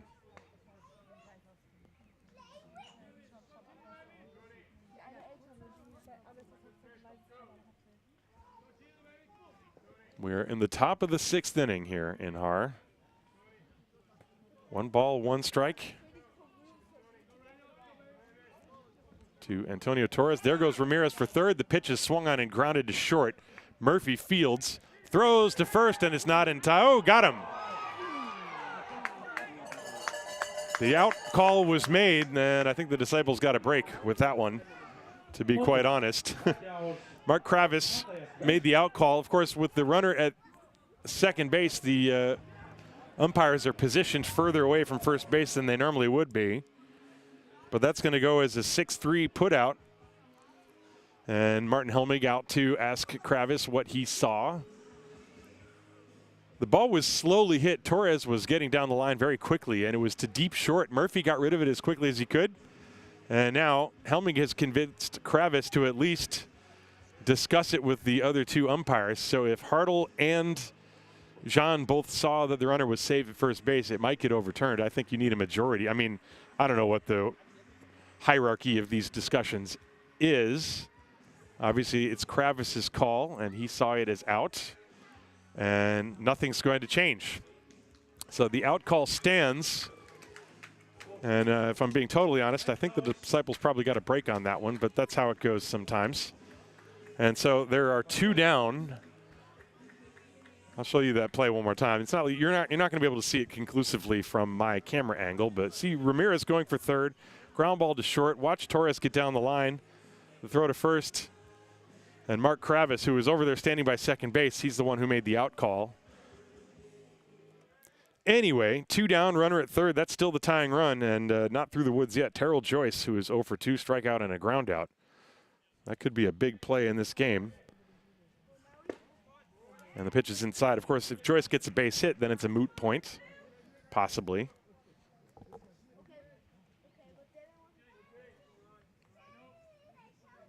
No pitch clock, no replay. Old school baseball here. No K-zone either. The pitch fouled away, and Joyce had a good cut. Looked like a slider that was in the middle of the zone.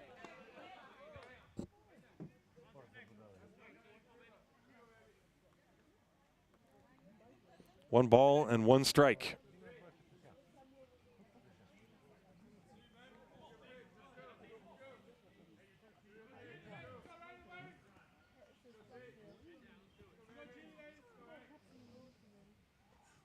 And a swing and a miss. The ball pops away from Thorpe for a second, but no advance by Ramirez. 1 ball and 2 strikes the count.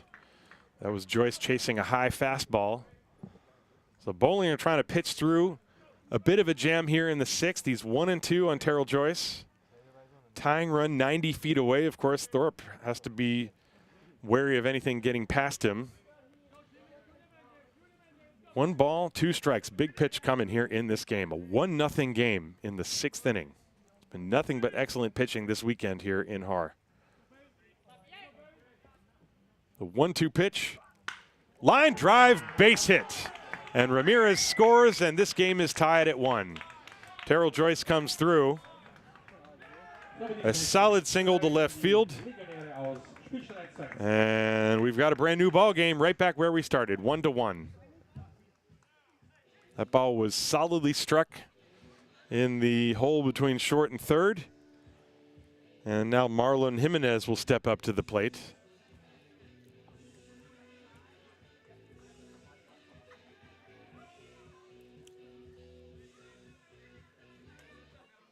Jimenez is 0 for 2. He struck out and popped out. Joyce now at first base, taking a very short lead, and the pitch to Jimenez. Popped up, fouled off to the right. That's out of play, strike one. Pitch in on his hands.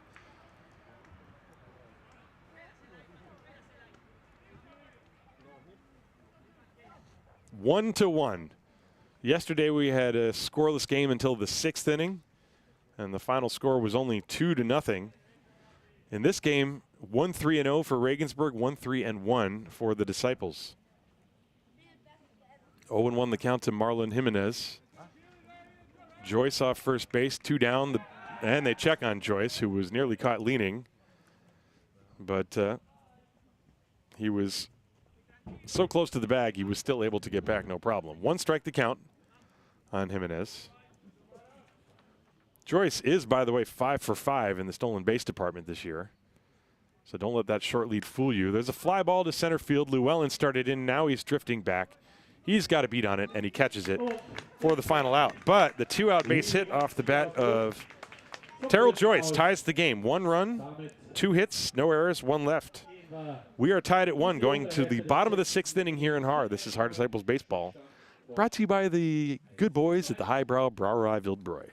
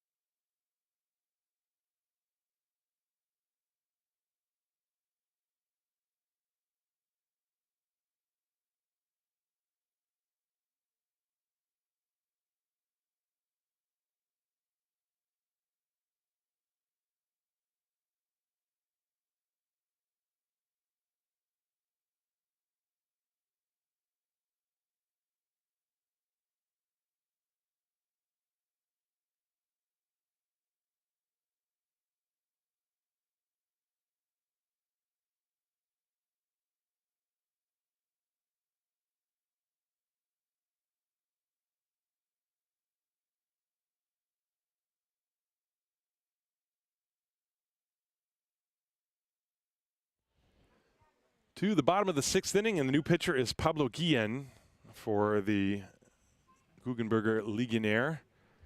So Nick Michelli goes 2/3 of an inning. Guillen's first pitch to Will Thorpe is outside for a ball. Guillen has been very, very good. In 3 innings, he's allowed nothing, 4 strikeouts. And there's a strike. 1 ball and 1 strike. Thorpe, Lechner, and Radovic, 6, 7, and 8 in the order for the Disciples. Game tied at 1 here in the bottom of the 6th. And there's strike 2 at the top of the zone, 1 and 2.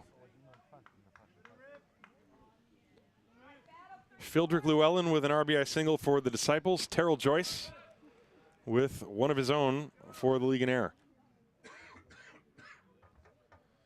Guillen working very quickly. And time is called by Thorpe. Swatting at flies.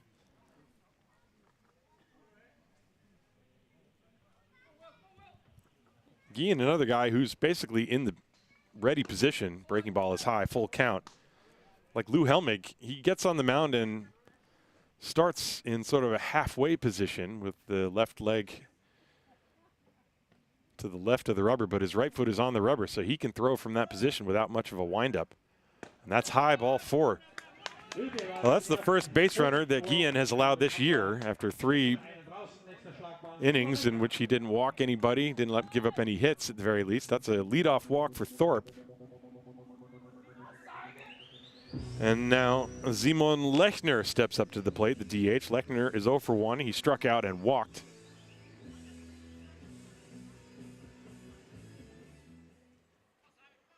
That's the 5th walk the Disciples have gotten, and he drops down a bunt. Very good one, barehanded by Jimenez. The throw to first is in time, and Thorpe is safe on second base. So a sacrifice for Simon Lechner is the first out of the inning. That was predictable, and now Bernd Radovic is going to step up to the plate. Radovic is 0 for 1. He grounded out. That was with runners on first and second in the fourth inning, or first and third, rather. And he walked. Tied at 1. Go-ahead run is at second base, and Will Thorpe, the pitch. Little pop-up foul off the fists of Radovic, and it goes out of play for strike 1.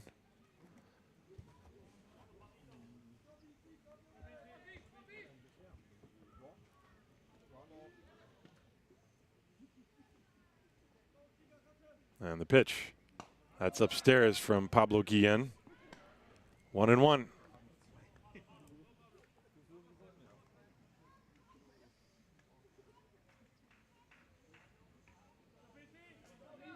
Thorpe on second base, taking his lead. The pitch. Swing and a miss. 1-2.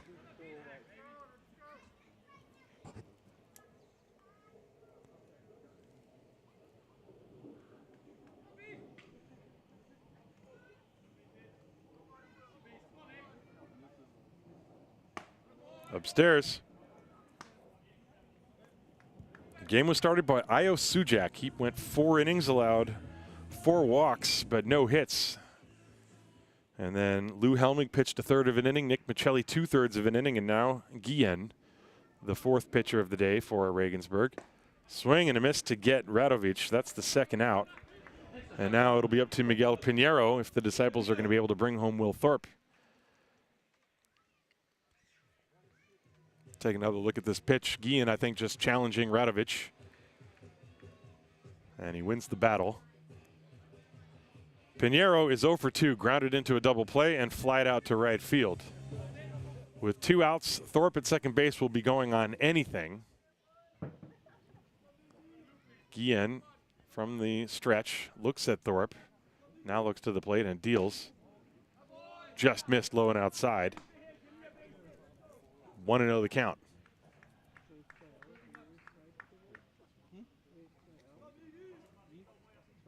One game here in the 6th. That's inside. 2 balls, no strikes. 2 down in the inning. There was a walk, a sacrifice bunt, and a strikeout. 2 balls, no strikes. The count to Pinheiro. The pitch. Upstairs, 3-0. Patrick Music on deck.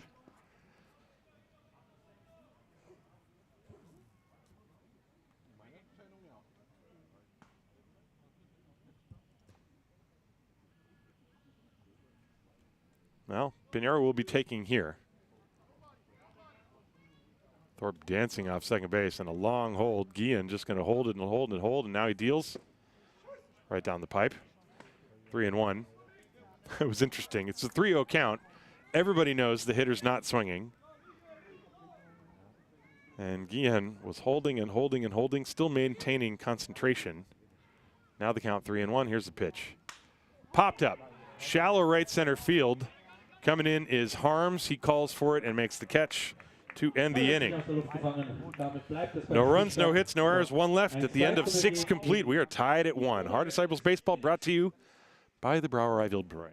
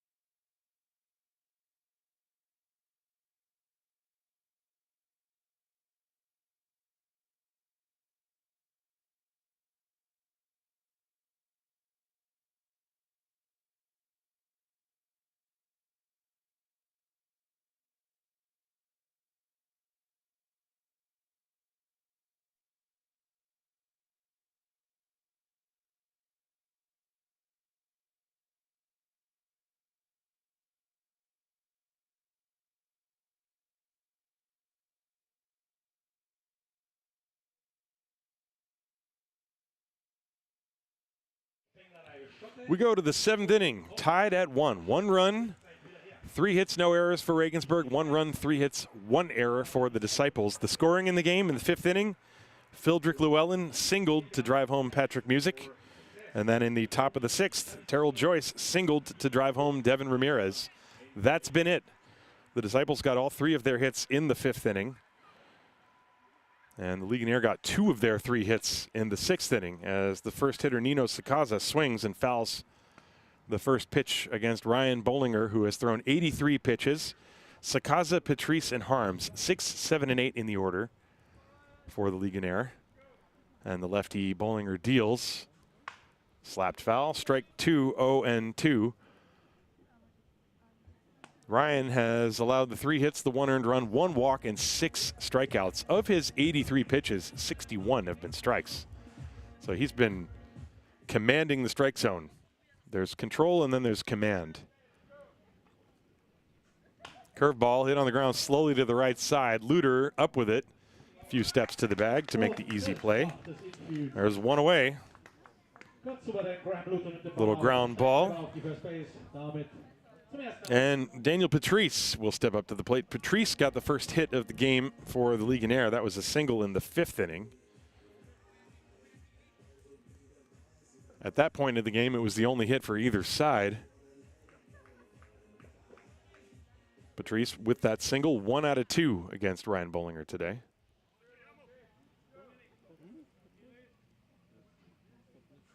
Swing and a miss, fastball, and Patrice was late.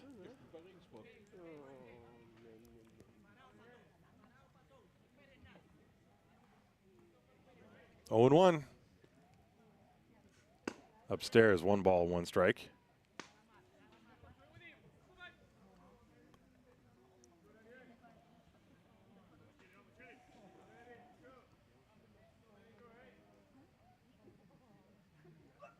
Swing and a miss. 1 and 2. Patrice has been late on that pitch. Patrice has an excellent opposite field stroke, but Bollinger just going right after him with hard stuff on those first couple pitches. Let's see what happens here. 1 and 2. Thorpe giving the signs. Bollinger shakes off a couple of them. Now he's ready. Here it comes. Tried the back door and nobody home. 2 balls and 2 strikes.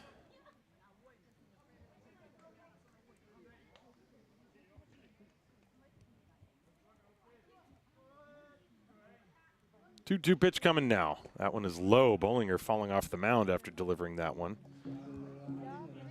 Full count. You know Bollinger does not want to lose Patrice, the number 7 hitter. Radovic in left field is playing way off the line. Patrice, obviously more of an opposite field hitter, but he does have power if he were to get around on one. 3-2 pitch, and he just fought it off. Did Patrice, a little slider on the outside corner, and Patrice protecting, swatted that thing foul off to the right. So the count remains 3-2. 1 out, top of the 7th inning, tied at 1 here in Haar. And the payoff from Bollinger. Line drive, base hit to left field past the shortstop Murphy. A clean single for Patrice. And the ball gets past Radovic and goes all the way to the wall. Patrice is at second base and he will hold up there. So that's a single and an E7. As something happened in left field and Radovic missed the ball. So that'll be the second Disciples error in this game. A single and an E7. The ball was hit very hard. Must have reached Barron with some spin on it. But Patrice, credit to him, he kept his eye on the play all the way and never hesitated, went straight to second base. So he is in scoring position. Right now, Thorpe is on the mound discussing things with Ryan Bollinger. As the hitter is Eric Harms. And Regensburg threatening. Patrice 2 for 3 now in this game. And he represents the go-ahead run on second base. The other thing that error does is it takes away the chance of a double play. So Harms, who has sacrificed and struck out looking 0 for 1, he will step up. Regensburg with 2 chances to bring home Patrice from second base and try to take a lead in this game. Bollinger is going to have to work a little harder now, and time is called.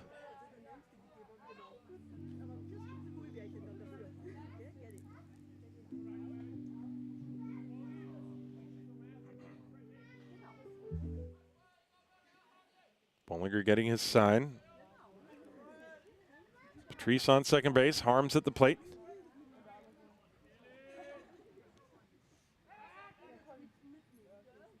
Some dancing going on as music ran in behind Patrice at second. Bollinger just looked over and then stepped off.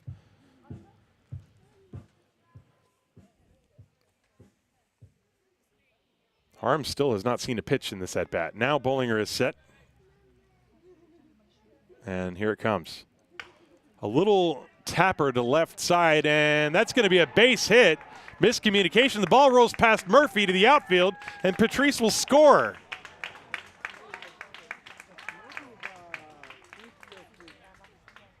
That was very odd. It was a slow chopper to the left side. Pinheiro came cutting across, looked like he was going to get there.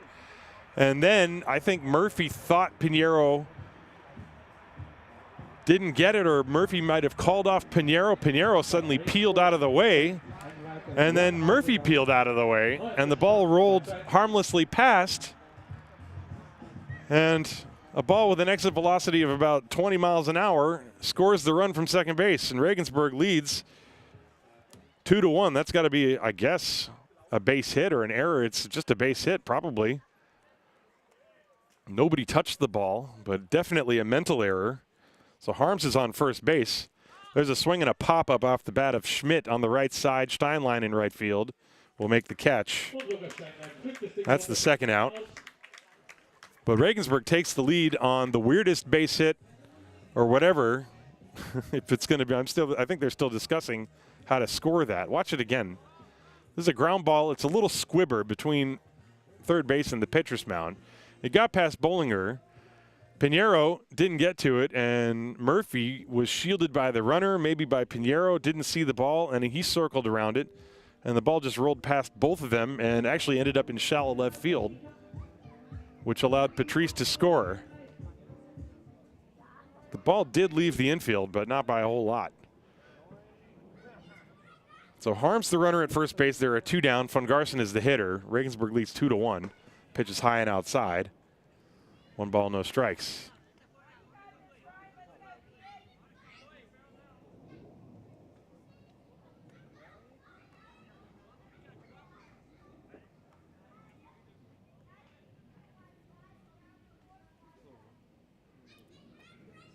Yeah, and that's going to go down as an E6. There's a breaking ball. So no run batted in and no earned run either, because after the flyout, that would have been the 3rd out of the inning. So any damage that occurs now should not be an earned run. That run also wouldn't be earned. This one misses inside. 2 balls and 1 strike. Top of the order, Elias von Garson, the designated hitter. 2-1. And 2-2-1 is the score.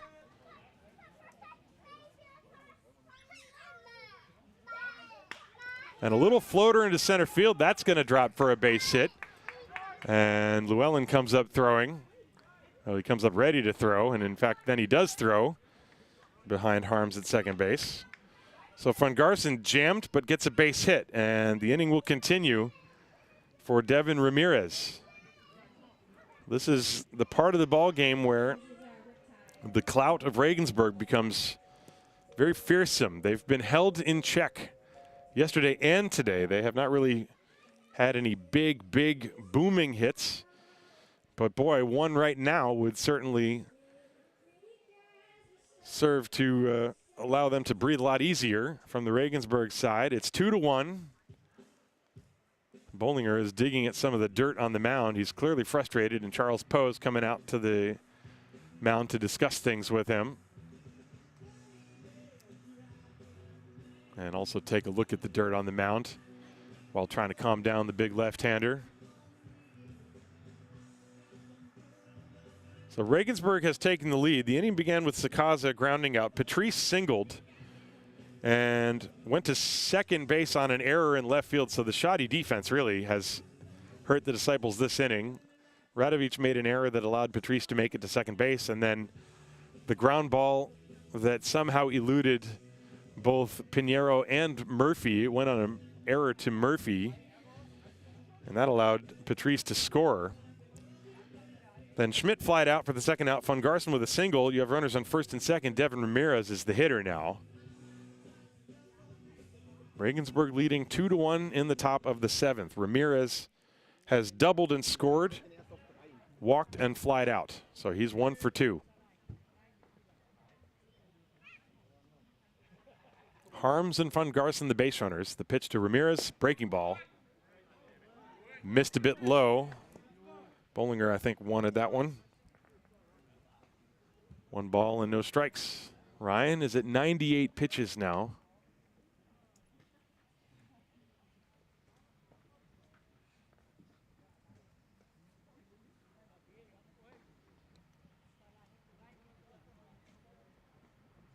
And the 1-0. And that pitch missed low again. Ramirez showing bunt, pulling it back. And both close pitches, but Hartle not giving it. So the count 2-0 on a dangerous hitter. Devin Ramirez just a little bit low, below the zone there. You can see Thorpe having to dig the glove down. Alex Hartle is asking the on-deck hitter, Antonio Torres, to stand a bit further away from the plate. He moved over exactly, maybe maybe moved over 6 inches.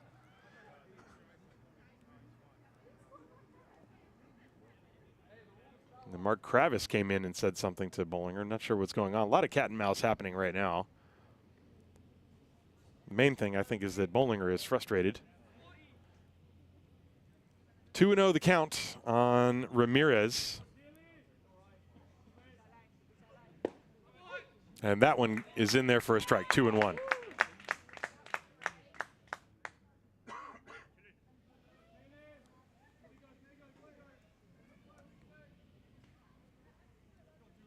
First and second, 2 down. 2-1 pitch to Ramirez. On the ground up the middle, that's a base hit into center field. Around third, Eric Harms getting waved home. The throw comes to third. Harms has scored, and Regensburg plates another run, another unearned run, but it's a run nonetheless. It is 3-1 on the RBI single off the bat of Devin Ramirez. So Harms comes around to score.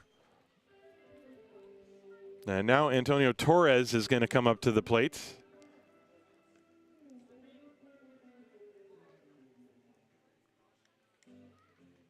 Still 2 down. Again, runners on first and second. Torres is 0 for 3. Reached on an error, grounded out twice. So Regensburg has extended their lead now. It is 3-1. And Bollinger steps off. But all the runs this inning would be unearned. Patrice singled and then went to second on an error, but if you imagine that didn't happen, he would have been at first base after the ground ball, would have been out number 2. Then Schmidt's flyout would have been out number 3. There's a swing and a foul. Instead, Patrice scored on Harms's ground ball, which wasn't fielded. And now after 2 outs, 2 singles from Von Garson and Devin Ramirez has brought home yet another run. So it's 3-1 Regensburg. Torres with 1 strike. Lefty on lefty. Bollinger working very slowly now, and he steps off. You have the runner, Von Garson, at second base. Well, the pace has slowed down considerably here. Now Ryan is ready. 0-1 pitch coming to Torres. Swinging a foul, 0-2.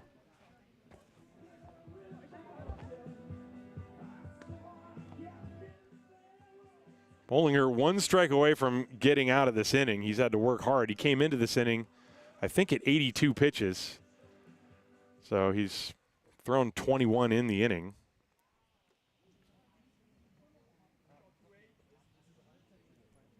0-2. Outside and high. It's important to note, Bollinger struck out 6 in the first 3 innings, but since then he does not have a strikeout. They have definitely adjusted to him. I mean, that's common. The more times a batter faces a pitcher, the more they start to figure out the movement and get a read on the velocity. That's high and outside, and Thorpe thinking about a back pick. Pitch is even. 2 balls and 2 strikes now.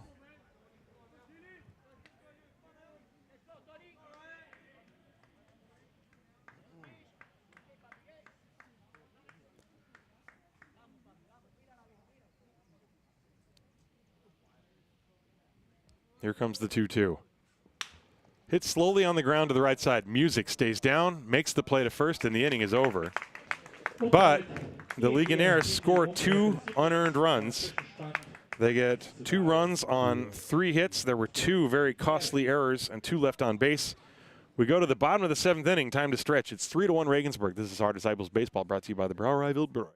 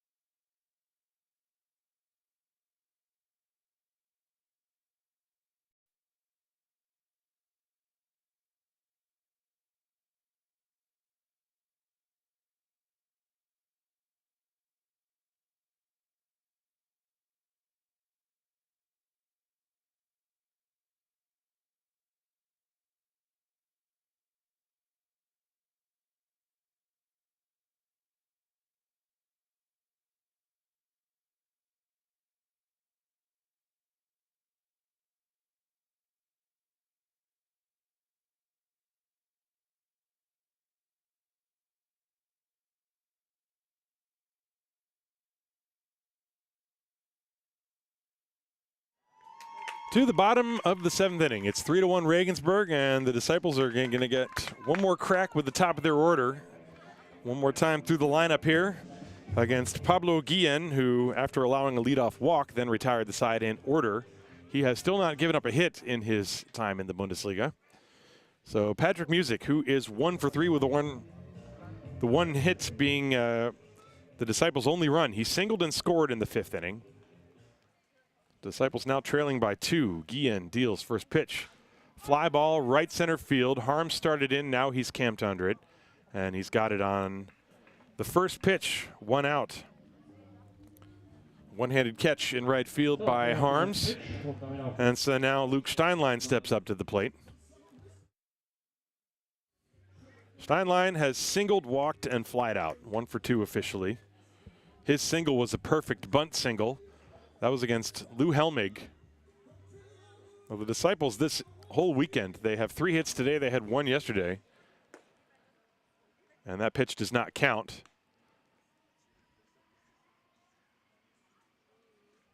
Can't count. I mean, Alex Hartle didn't even have the mask on, or he took the mask off, it looked like.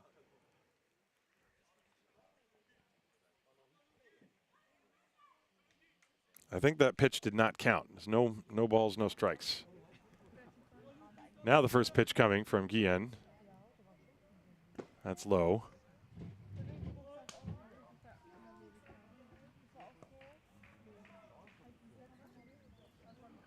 One and 0.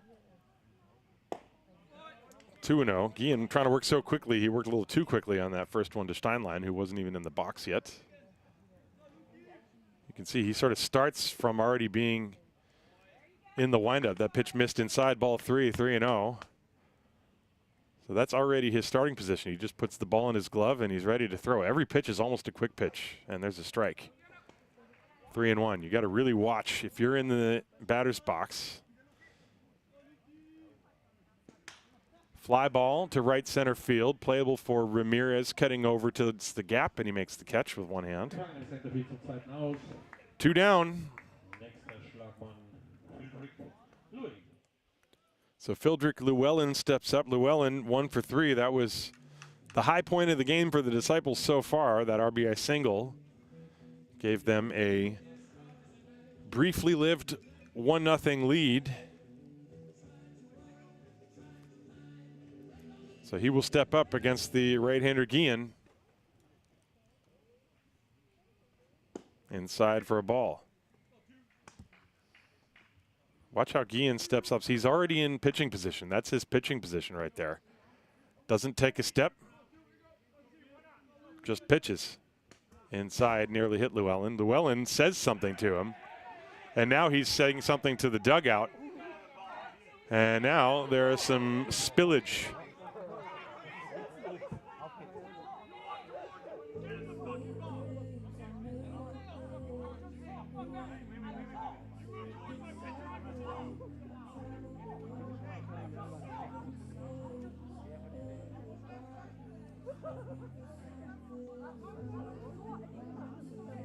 Well, Llewellyn took exception to the pitch that was up and in. Wasn't all that close to him. Some shouting has occurred. And I left the microphones on for you so you could figure out for yourself what's happening. But now everybody's returning to the dugouts. Llewellyn is chatting with Antonio Torres. Charles Poe, the coach for the Disciples, had a little smile on his face. So it looks like whatever was about to erupt was quickly diffused. And now it's back to baseball. The count, by the way, is 2-0 on Fildrick Llewellyn. So some excitement of a different kind. And here comes the pitch. A little lob pitch from Pablo Guillen. And he lobs another one over the head of Llewellyn, so that's going to be an intentional walk. And Llewellyn says something to Guillen. Guillen talking back to him. Llewellyn holding up his hands as to say, hey, you want to put me on base, just walk me, don't hit me. So they're still jawing between Guillen and Llewellyn. You see Guillen, he's turning and yelling at Fildrick, so that was weird. And in, you know, there used to be the unintentional intentional walk. So Graham Luter, by the way, the tying run.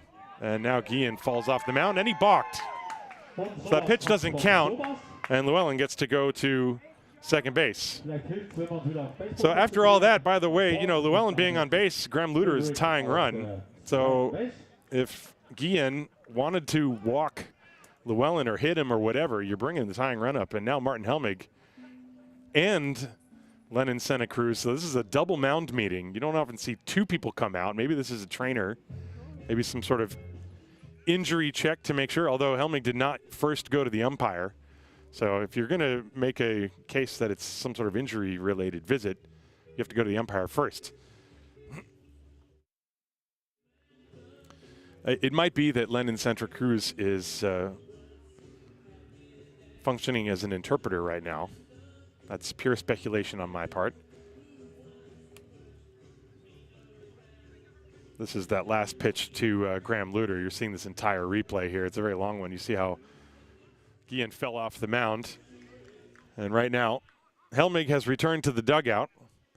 Luter with a one, actually no count because it was a balk, the pitch. There's a swing and a base hit to left field. Llewellyn around third. He's being waved home. Here comes the throw all the way to the plate. Llewellyn is safe. And it's a 3-2 game, and Llewellyn staring back out onto the field, celebrating the fact that he scored the run. An RBI single off the bat of Graham Luter. And so if it was their plan to put Llewellyn on purpose for whatever reason, it backfired because he has now just scored. It is a 3-2 game. Graham Luter with an RBI single. Might have broken his bat, but he does not care. And Callum Murphy now is going to step up to the plate. Luter the tying run on first base. 3-2 the score. 2 outs in the bottom of the 7th inning. Here's the pitch. Murphy takes a fastball strike. 0-1.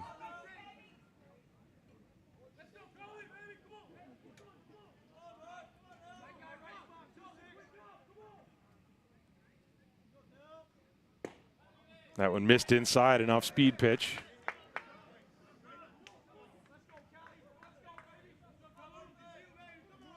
Luter on first. That's the first hit and the first run that Guillen has allowed. Breaking ball is high. Murphy was ducking out of the way. 2-1 to him. There are 2 down in the inning.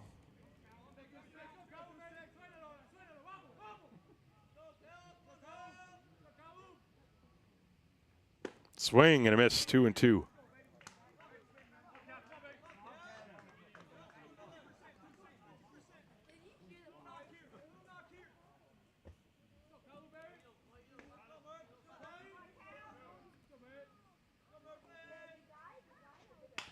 Ground ball pulled down the third base side, fielded by Jimenez. Along the line, the long throw is in time to get Murphy. The inning is over, but the Disciples get a run. 1 run, 1 hit, no errors, 1 left. At the end of 7 complete, we go to the 8th inning. 3-2, another close ball game. Regensburg leading. Haar Disciples Baseball is brought to you by the Brauerei Wildbräu.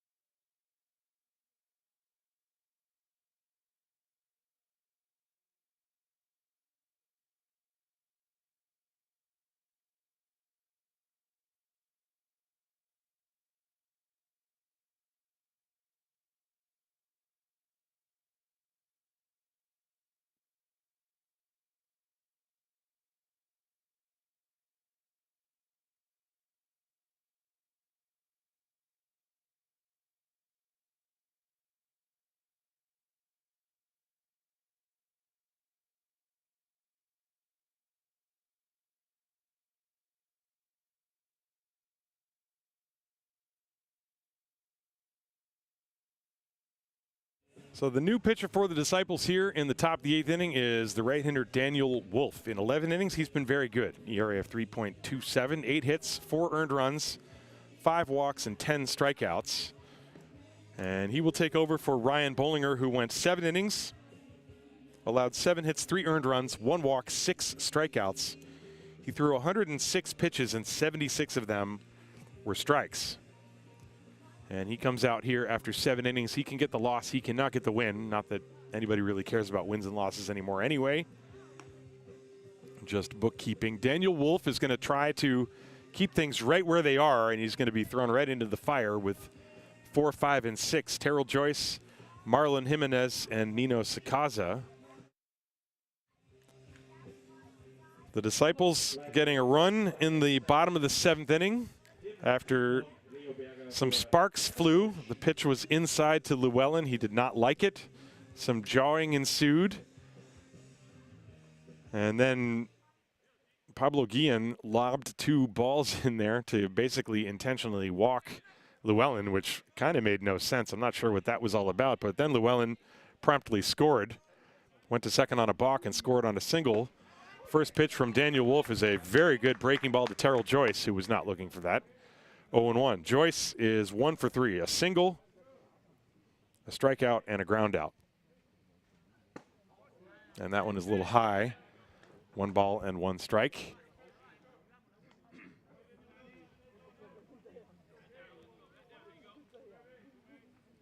One pitch to Joyce. That's outside, 2-1.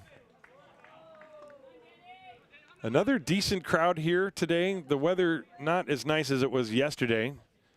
There were some bouts of sunshine, but it's been mostly dry here despite the forecast. There's a foul ball to even the count, 2-2, but still nice crowd. A lot of folks sitting around enjoying the atmosphere and the food and the drinks.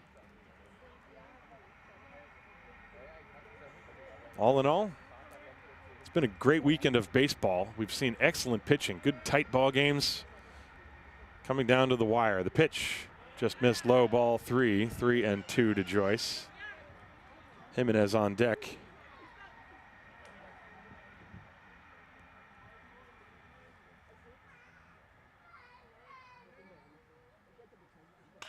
And a fly ball to right field. Steinlein has a beat on it, drifting over to his left. He one-hands it.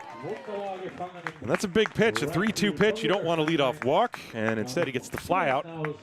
And Joyce is out number 1. That'll bring up Marlon Jimenez. Jimenez today 0 for 3. Strikeout, ground out, strikeout and 2 flyouts. 1 out in the top of the 8th. For the Disciples in the bottom of the 8th, they will have 6, 7, and 8.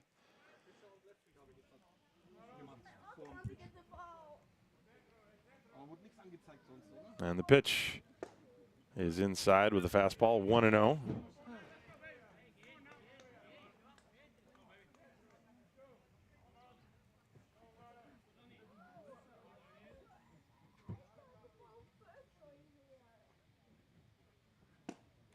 That's ball 2. Wolf missing outside that time. Jimenez has played a solid third base defensively. He made that play to end the bottom half of the 7th on a ground ball that was hugging the line off the bat of Murphy. And that one's in for a strike from Wolf. Good pitch on the outside corner. I remember seeing Daniel Wolf playing in the youth league. Doesn't seem like too long ago, but it must have been about 10 years ago. And now he's in the Bundesliga. There's a tapper, gets past Wolf. Music to his right, backhands, throws, and gets him. A good play by Patrick Music. Nice receiving on the back end by Graham Luter as well, and there are 2 down. Those ground balls through the middle, once they get past the pitcher, it's always a little bit dangerous, but nice job by Patrick Music ranging to his backhand side to glove that one just as it got behind the second base bag. So now Nino Sakaza with 2 outs. Sakaza is 0 for 3.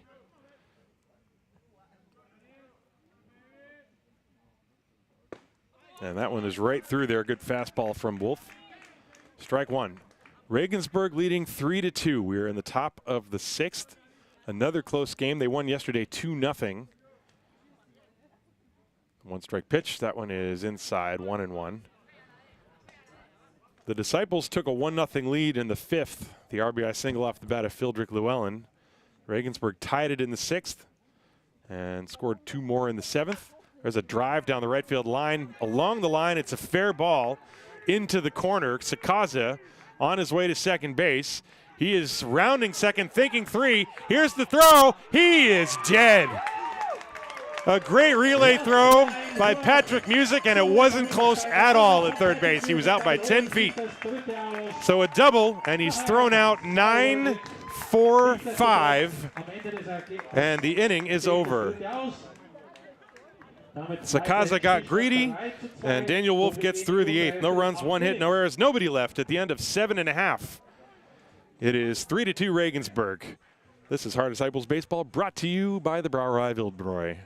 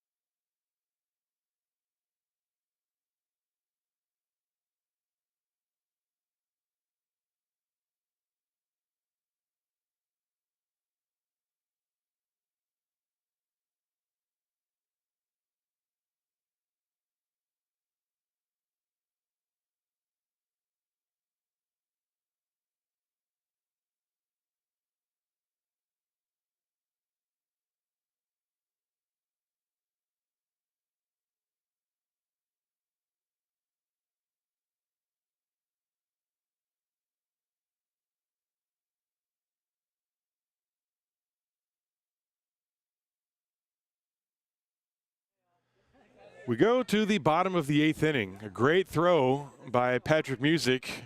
The relay throw after Steinlein threw it in. It went Steinlein to Music to Pinheiro at third, and they got Sakaza trying to stretch a double into a triple to end the top of the 8th inning.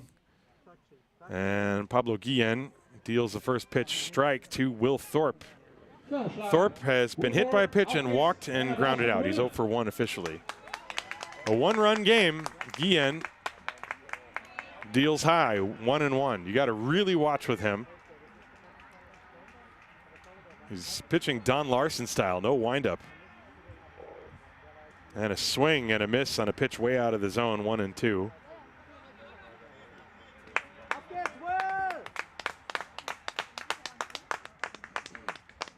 Guillen wants a new baseball. Guillen is the 4th pitcher for Regensburg. Game was started by Io Sujak. Lou Helming a third, Nick Michelli 2/3, and then Guillen the rest of the way so far. And now a little Nestor Cortez pause. Ground ball to third. Jimenez stays down, loses the handle for a minute, but then finds it and throws out Thorpe. Stayed very relaxed on that play. And there's the first out here in the 8th. Simon Lechner now will come up to the plate. Struck out, walked, and sacrificed.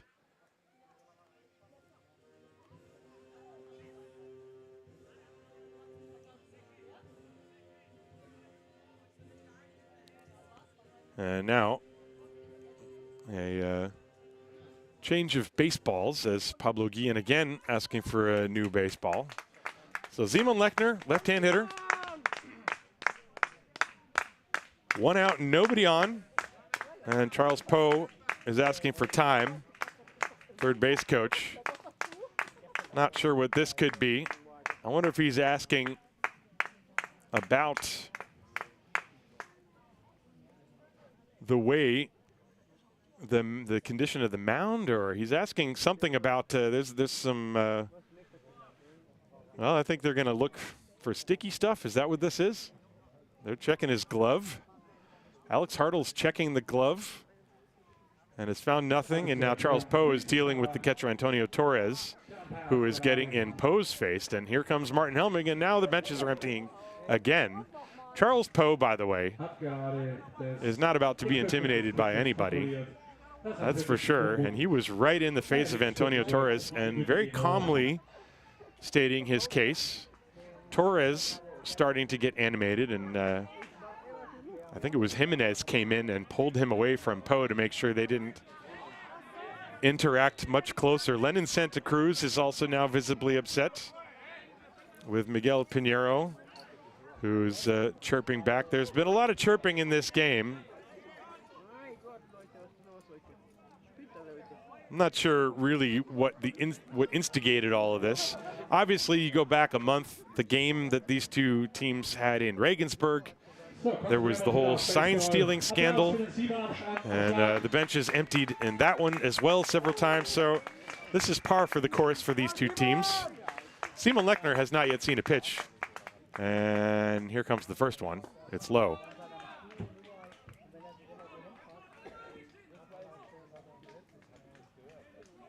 And Guillen's 1-0 is outside, 2-0. The Disciples have had base runners in this game, but just the 4 hits. There's a strike, 2-1 to Simon Lechner.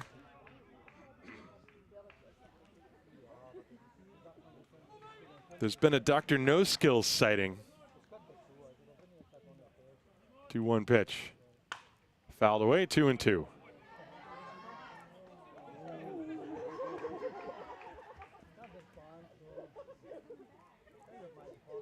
We are in the bottom of the 8th, 2-2. Pitch coming to Lechner, and that's fouled at the plate. That one got a piece of him. Boy, where did that get him? Looked like he swung, he was off balance, and the weight of his body took him out of the box. And you can see the ball bounded up and hit him. He's okay, however. 2-2 the count, way out in front of that pitch. Guillen has been very good. Here it comes, 2-2. And strike 3 got him. An excellent breaking ball in the inside corner. Lechner knew it. And that's the second out here in the 8th. Watch that pitch again. The old no wind-up breaking pitch. Right there. Good frame job by Torres. And so the number 8 hitter, and this is actually going to be a pinch hitter.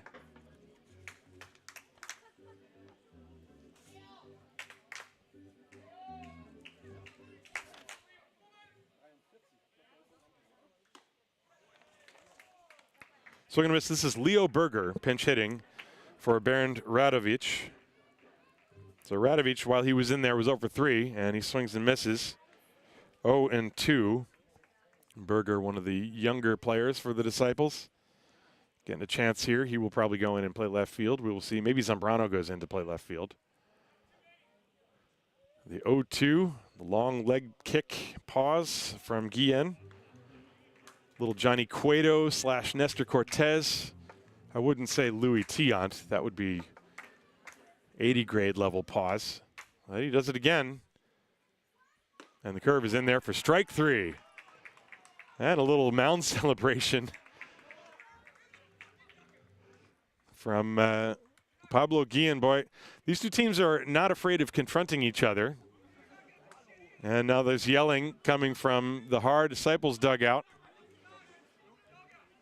I don't know if you're going to see that, but after Guillen threw that breaking ball, he went off the mound and then went down into a crouch and did a little celebration. I think he's out of the picture when you see him do.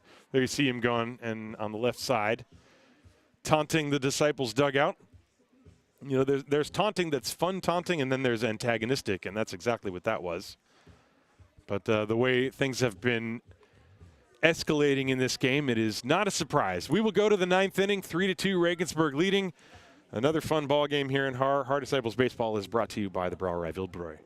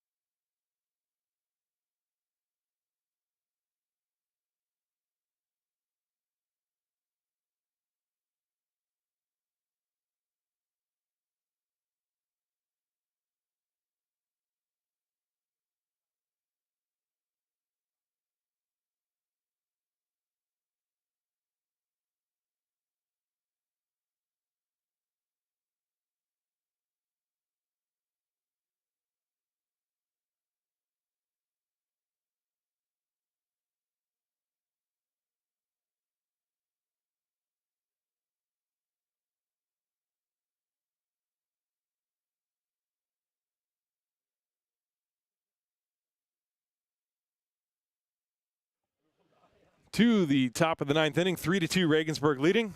Daniel Wolf in his 2nd inning of relief, and he will face 7, 8, 9. Daniel Patrice, Eric Harms, and Alex Schmidt. And here it comes. That's in there for a strike. Wolf came on in the 8th inning in relief of Ryan Bollinger, who went the first 7. He got the first 2 outs, and then a double to Sakaza. Sakaza thrown out, trying to stretch it into a triple, breaking one of the rules of baseball. You don't want to make the first or the 3rd out at third base. And he did so. And it was not particularly close. 0-2 to Patrice. It's a 1-run game here in the 9th inning. And the pitch popped up, foul territory. Will it stay in the field of play? Long run for Luter. He's over, he's under. And he caught it. That's not an easy play at all. The ball had a lot of spin, and it looked initially like it would spin way out of the ballpark, but it actually stayed in the foul territory area beyond where the dugout is. And Luter had to go a long way, but that's a big first out here in the top of the 9th. Eric Harms now at the plate. We will see what happens in the bottom of the 9th inning. And Harms fouls one at the plate, strike 1. That got a piece of him in the batter's box. Pablo Guillen is right now public enemy number 1 for the Haar Disciples. First, he came inside on Llewellyn. Llewellyn did not like it. Jawing ensued. The benches cleared. Llewellyn was then walked and then scored on a base hit to make it a one-run game. Pitches outside 1-1 to Harms. And then last inning, after striking out the final batter, Guillen turned to the Disciples' dugout and did a little celebration, to which the Disciples reacted. There's a pitch outside. They check if he went around. He did not. 2 balls and 1 strike.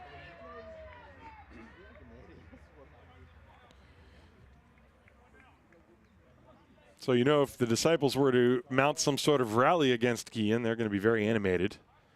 Either way, it's going to be an exciting bottom of the ninth. The pitch is in the dirt, 3-1. Especially if the score is still what it is now, 3-2 Regensburg. 3 runs on 8 hits, no errors for the Legionnaire. 2, 4, and 3, and the errors have been very costly today, as they were yesterday.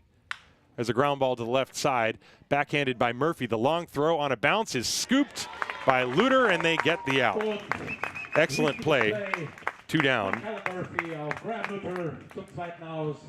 It was hit in that hole at deep short, and Murphy had to set himself while backhanding it and then bounced the throw over there on purpose. And Luter did an excellent job to pick it. And so, 2 down for Alex Schmidt.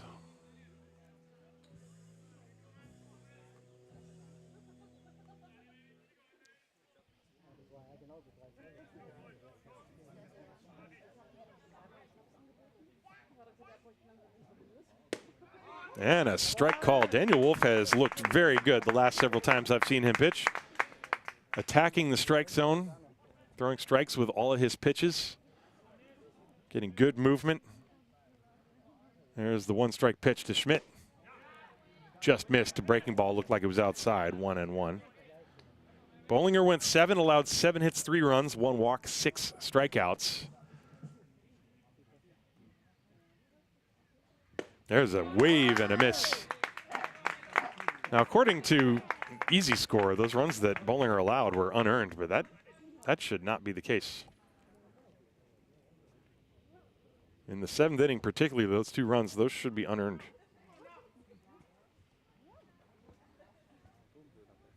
And that one is high.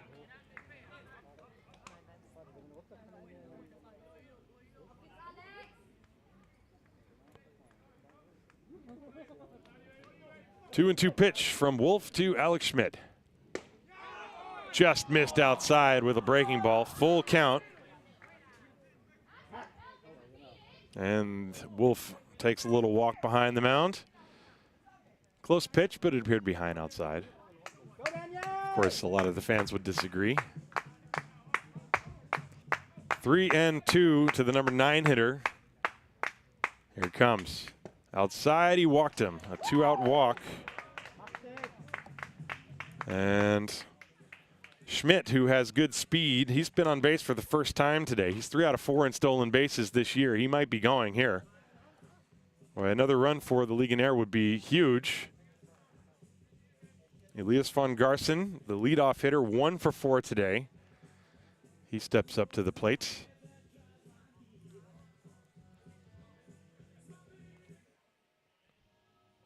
And the church bells are ringing here in Haar. And they check on the runner Schmidt. He gets back.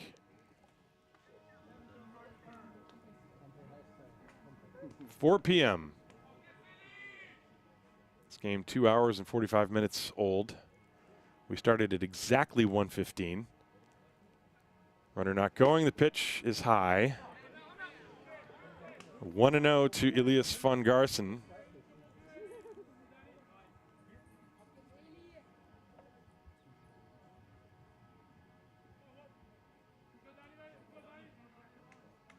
And they check on him again. And Schmidt is safe, diving back.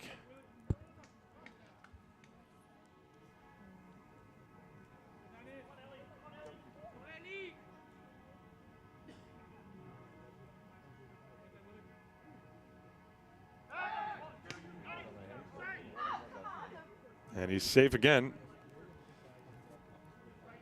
Still 1-0. Elias von Garson at the plate. if you're Daniel Wolf, you really just want to get the third out. You don't care how you get it, but if you divide your attention too much with the runner on first base, you may lay one down the middle, and suddenly Van Garsen could do damage.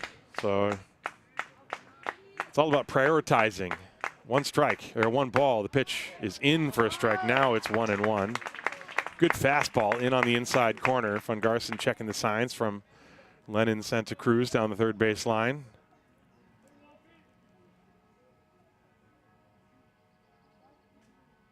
Wolf has the sign he likes. And a swing and a foul into and out of the mitt of Thorpe. So the count 1-2.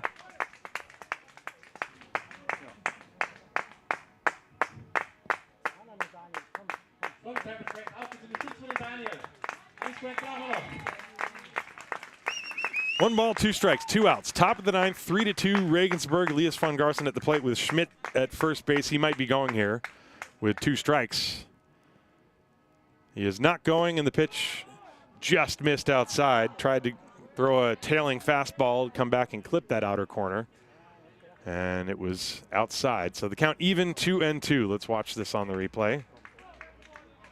Just out there. You could see Thorpe was set up out that way. So the count even, 2-2, and they check again on Schmidt.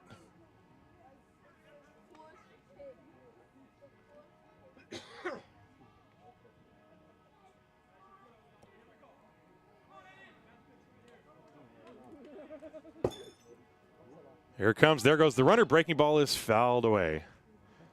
And Schmidt started and then stopped. So the count still 2-2.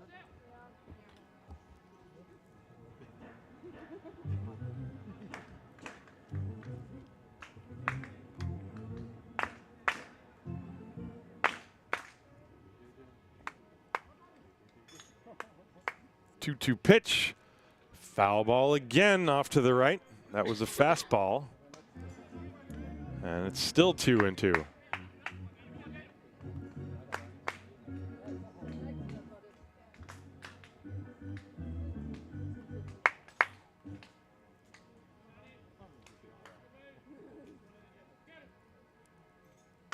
Again fouled away. Van Garsen keeps shooting that path off to the right. Still 2 balls and 2 strikes. Schmidt, the runner on first base. Daniel Wolf trying to throw a 0 up there on the scoreboard for the top of the 9th inning and give the Disciples a chance to make a comeback in the bottom half.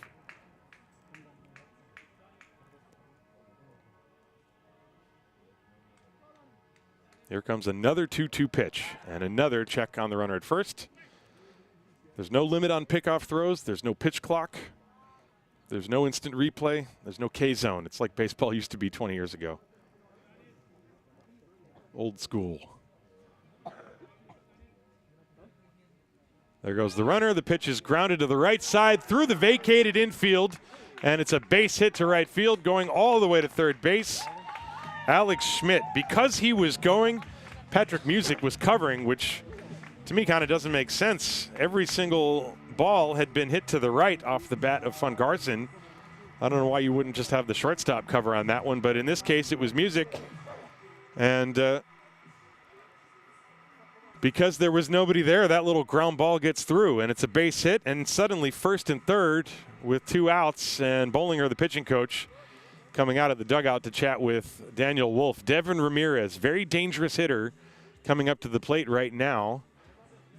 First and third in a 1-run game with 2 outs in the top of the 9th. Ryan Bollinger, obviously he's also the pitching coach along with being the Game 2 starter. And Bollinger and Wolf know each other for a long time.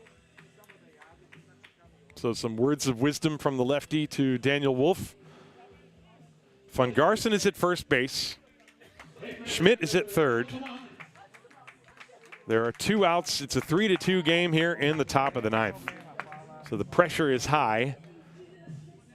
And Devin Ramirez, who has 2 hits in 4 plate appearances, he also walked, so he's 2 for 3 officially. He's doubled and singled, scored a run and driven in a run. Really big spot here. All of Ramirez's work was against Ryan Bollinger. So Daniel Wolf in a jam. And it started with a 2-out walk. Here's the pitch. Outside. 1-0. Now, Legionäre, they do not give you anything offensively. They don't really expand the zone very much. They put the ball in play. And Ramirez, one of the best of them all, is up there right now. 1-0. Here it comes. And a good curveball. In for a strike. That's the pitch Wolf has to be able to throw whenever he wants to. And he executed it there. 1 ball and 1 strike.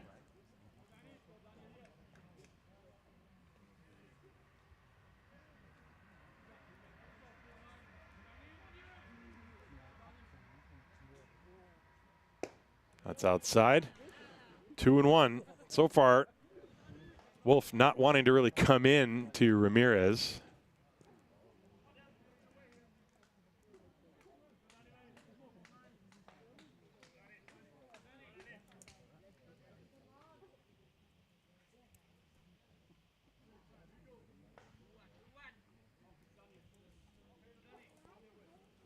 And time has been called.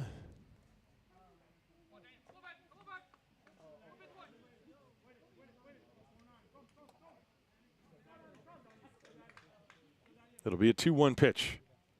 Swing and a miss, and that was very awkward from Ramirez. I'm not sure if he wasn't trying to just roll that pitch to the right side. Almost looked like he was trying to play badminton with that one. That was odd, especially from a hitter like Ramirez. The count 2-2 now.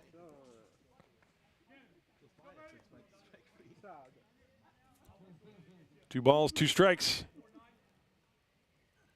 And a little tapper on a breaking ball. That's foul.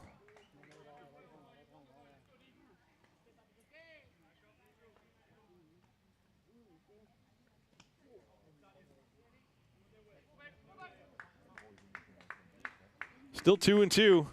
By the way, Leo Berger is in left field. He went into the game for Bernd Radovic, pinch hitting last inning. In all of the ensuing hullabaloo, I forgot to mention that. So he's out there in left field. Otherwise, everything else is as it was for the Disciples. First and third, 2 outs, 2-2 pitch coming to Devin Ramirez. There goes the runner. The pitch hit in the air to center field. Llewellyn turns around, goes way back, way back, way back. He somehow made the catch. That was an unbelievable catch by Fildrick Llewellyn. He pops up and sprints back to the dugout. He turned around one way. He turned around the other way. Then he turned around again, and he somehow found the ball without tripping over the dirt in the softball field about 400 feet away in center field. A great catch to save a couple of runs and keep this a 3-2 ball game. We go to the bottom of the 9th inning.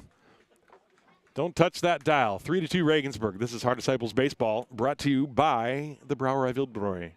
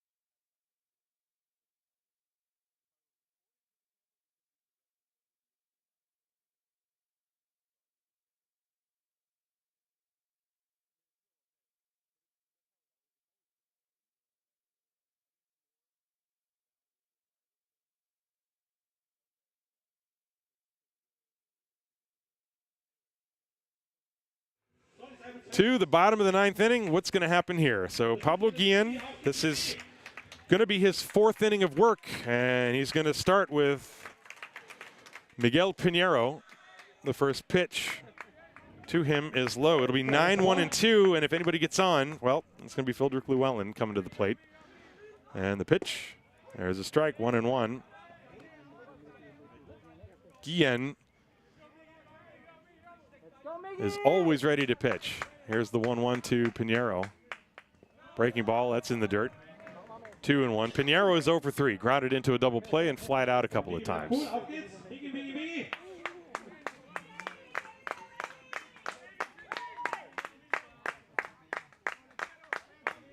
3-2 Regensburg, and the pitch is on the corner. That's strike 2. Alex Hartl went into his strike. The count is 2 balls and 2 strikes. Watch this.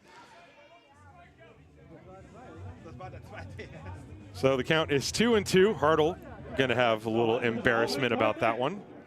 He caught himself. Here's the 2-2 pitch.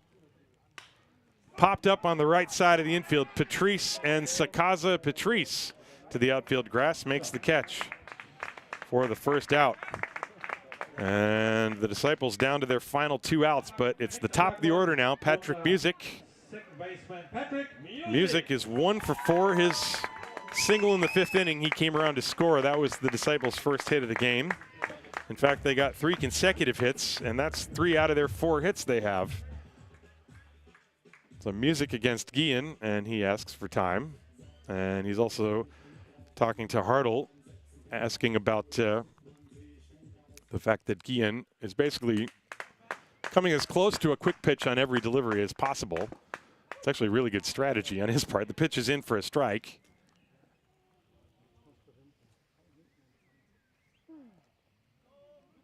And the 0-1 curve, that's high, off the mid of Torres. 1-1.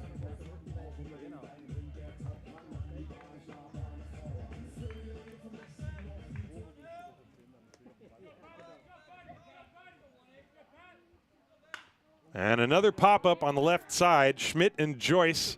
Schmidt to the outfield grass. One-hands it for out number 2. So the Disciples are down to their last out. I have a feeling that no matter what happens, the conclusion of this game is... It's possible there might be some interesting things happen. Who knows? Luke Steinlein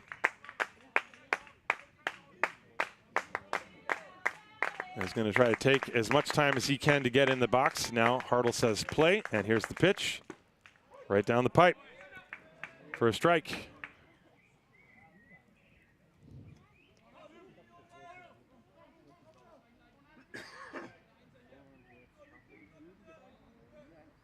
Upstairs for a ball. If Steinlein can get aboard,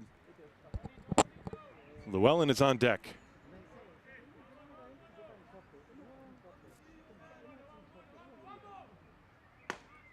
There's a strike, 1-2. Guillen has allowed a walk, 2 walks and a single, and that's it. He struck out 3. 1-2 with 2 outs in the bottom of the 9th. Here it comes. Long pause, long leg kick pause, and now breaking ball, strike 3. The game is over.